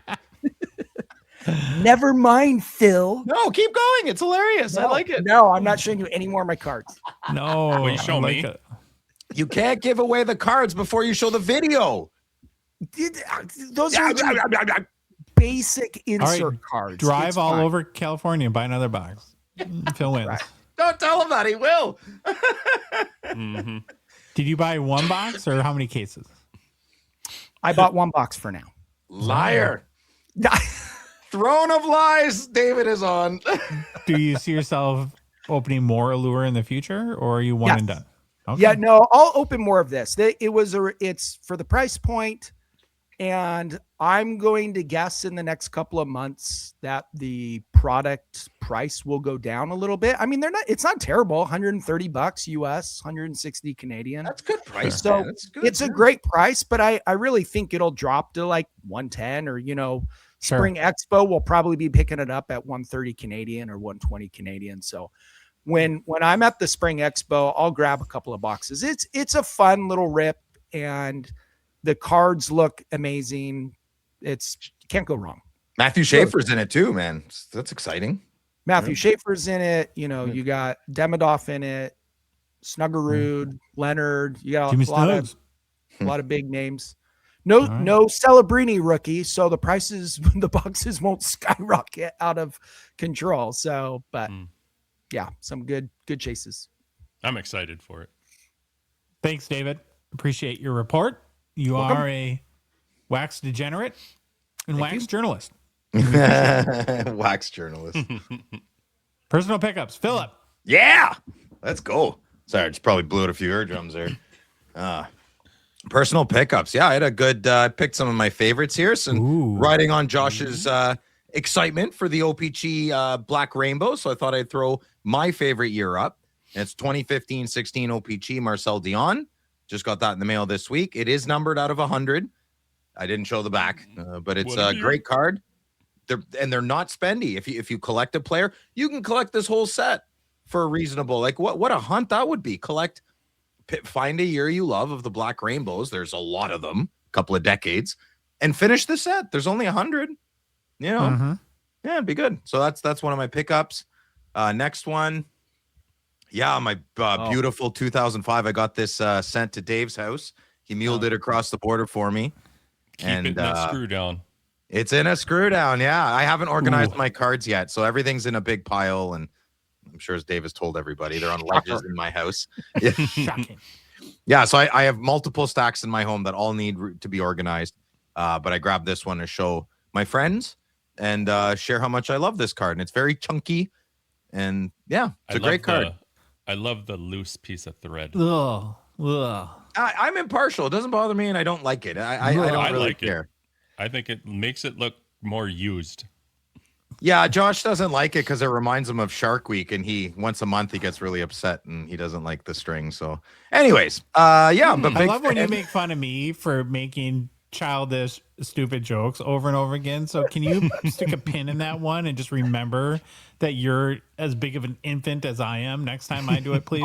I will never defend my childlike ways. I am 100% a toddler when it comes to certain things. But I still have to get you back for the thing that happened at the expo, Mr. Flatulent. Yeah, trust me, you're still one ahead of me. I still haven't gotten you back. I'll never forget. Next card, please. Phil won't even go into the ocean up to his knees because he's afraid a shark will attack him. So Nope. You do not look online, David. You have no. It is terrifying in the ocean. They're monsters, dude. They're monsters. Okay, next They're not card. in knee-deep water, Phil. 24-25 credentials. I am all in on credentials. Huge fan, good listener. If you want a reasonable, if you still like collecting cards, Parker's Champions, credentials. These are great inserts and parallels in these sets. I picked up the bookend, big fan of bookends, 1 out of 25. Not spendy. Like I mean, maybe a little spendy. The next one's a little spendy, but I had to buy it. Thank you, Louis. Yeah, 5 out of 5. And that's the I don't know what that is. It's gold, I guess. We'll call it gold. Yeah, it's an amazing card. Credentials every year gets better and better and better. I am such a fan of these cards. I have no idea if they'll be worth a lot in the future. I do not give a crap. I want these cards in my top loader binder. When you turn the page, these white lines going diagonal. Listen, this is why I collect cards, for cards like this. Beautiful cards. Big fan. Right. Those are my pickups.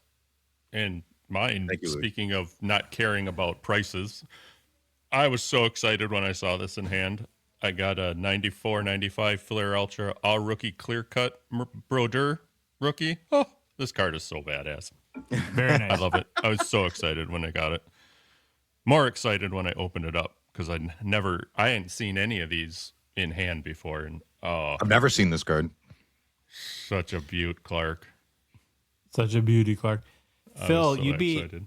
excited to learn that I think this past week, Dave will probably know, a swimmer just south of or around San Francisco was just eaten by a great white shark. I have feeds. I have RSS feeds everywhere. Like I have shark watchers. I have, oh man, Dave is, listen, I envy you, Dave. You just put the blinders on, cover your ears, and you go surfing.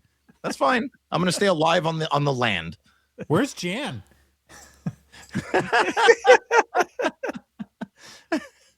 Listen, man, I have some weird luck in life. If something could happen, and it will happen, I'm not inviting it. I'm not inviting it.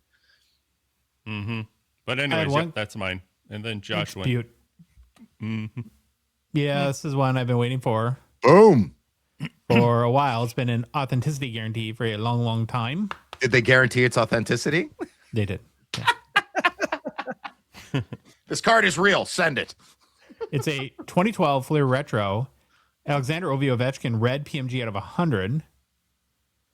It took like 3 weeks to get to me because it was from Canada too. And of course I realized after I purchased the card that it was coming from Canada and it was spendier. Did it slip through or did you get hit? Through. I didn't get hit with any tariffs. Attaboy. Good job. I was going to say something about that. I hope you don't, because I still, for some reason, I'm still getting crap from UPS off of other stuff.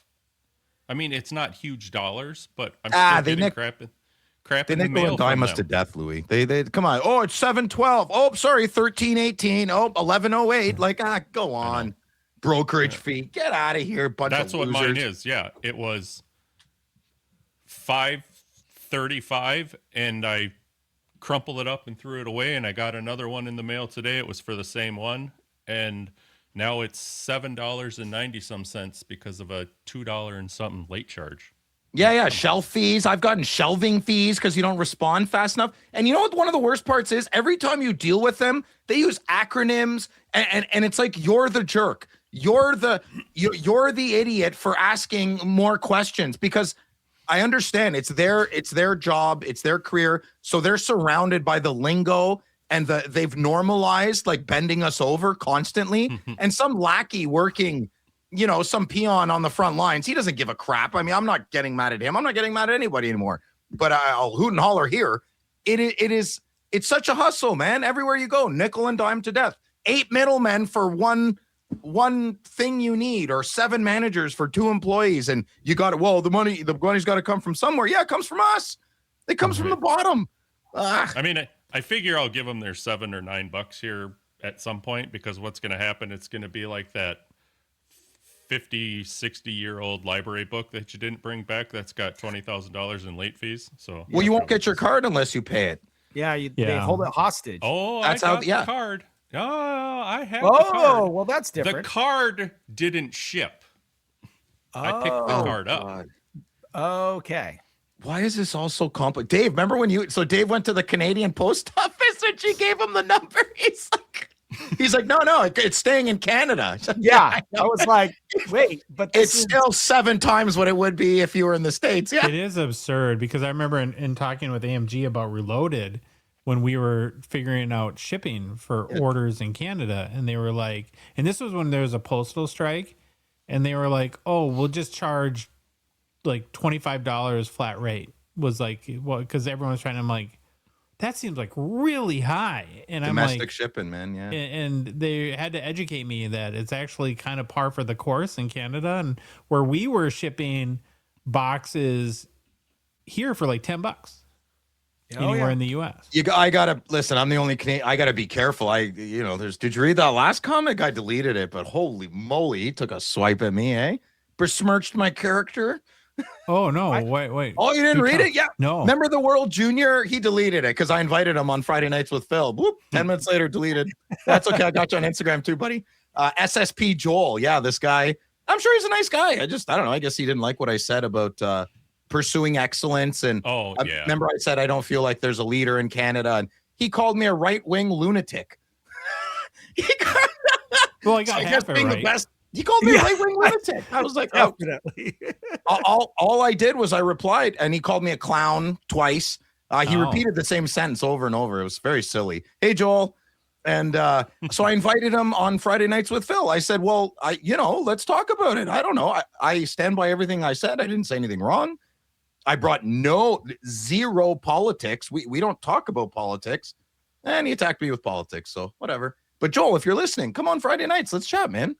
I'd love to see why what I said that was so bad of just believing in people and wanting the best versions of themselves. Heaven forbid.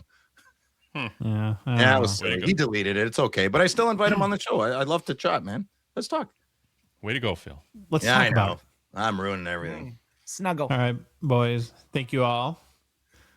So Dave, are you gonna O-Pee-Chee's the next release? The checklist is up on hockeychecklist.com. Phil, did you have fun? Yeah, I actually did have fun. Yeah.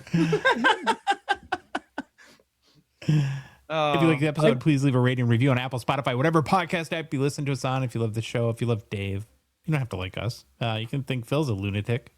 We do too. Yes. And you want to support us, you want to chat with us on the Hockey Cards Gongshow Discord server, please consider a $5 a month donation. Join our out of 999 support level tier on Patreon. Link is in the show description, our Instagram, TikTok profiles, and our website, hockeycardsgongshow.com, or on Patreon's website. Just go to patreon.com, search for Hockey Cards Gongshow. We're on social media. Follow your Gong Show bros and gal with Victoria, not Rebecca, Victoria, on social media, Instagram, Facebook, TikTok, Twitter, and YouTube. And boys, the Hockey Cards Gong Show podcast is a production of Dogbox Ventures, LLC. Have a great weekend, and we will be back on Monday, and can't wait to talk to you guys then. Baba Louie, take us out. Bye. It was the Gong Show. We're dropping the facts. Hockey cards on fire. No holding us back. Josh looking sharp, the face of the scene. Feeling pork chop pants, rocking it clean. Baba Louie in the booth, he's the man with the plan. The best producer in all the land. Gong Show Nation, let's hit the flow. It's the Hockey Cards Gong Show. Let's go, let's go.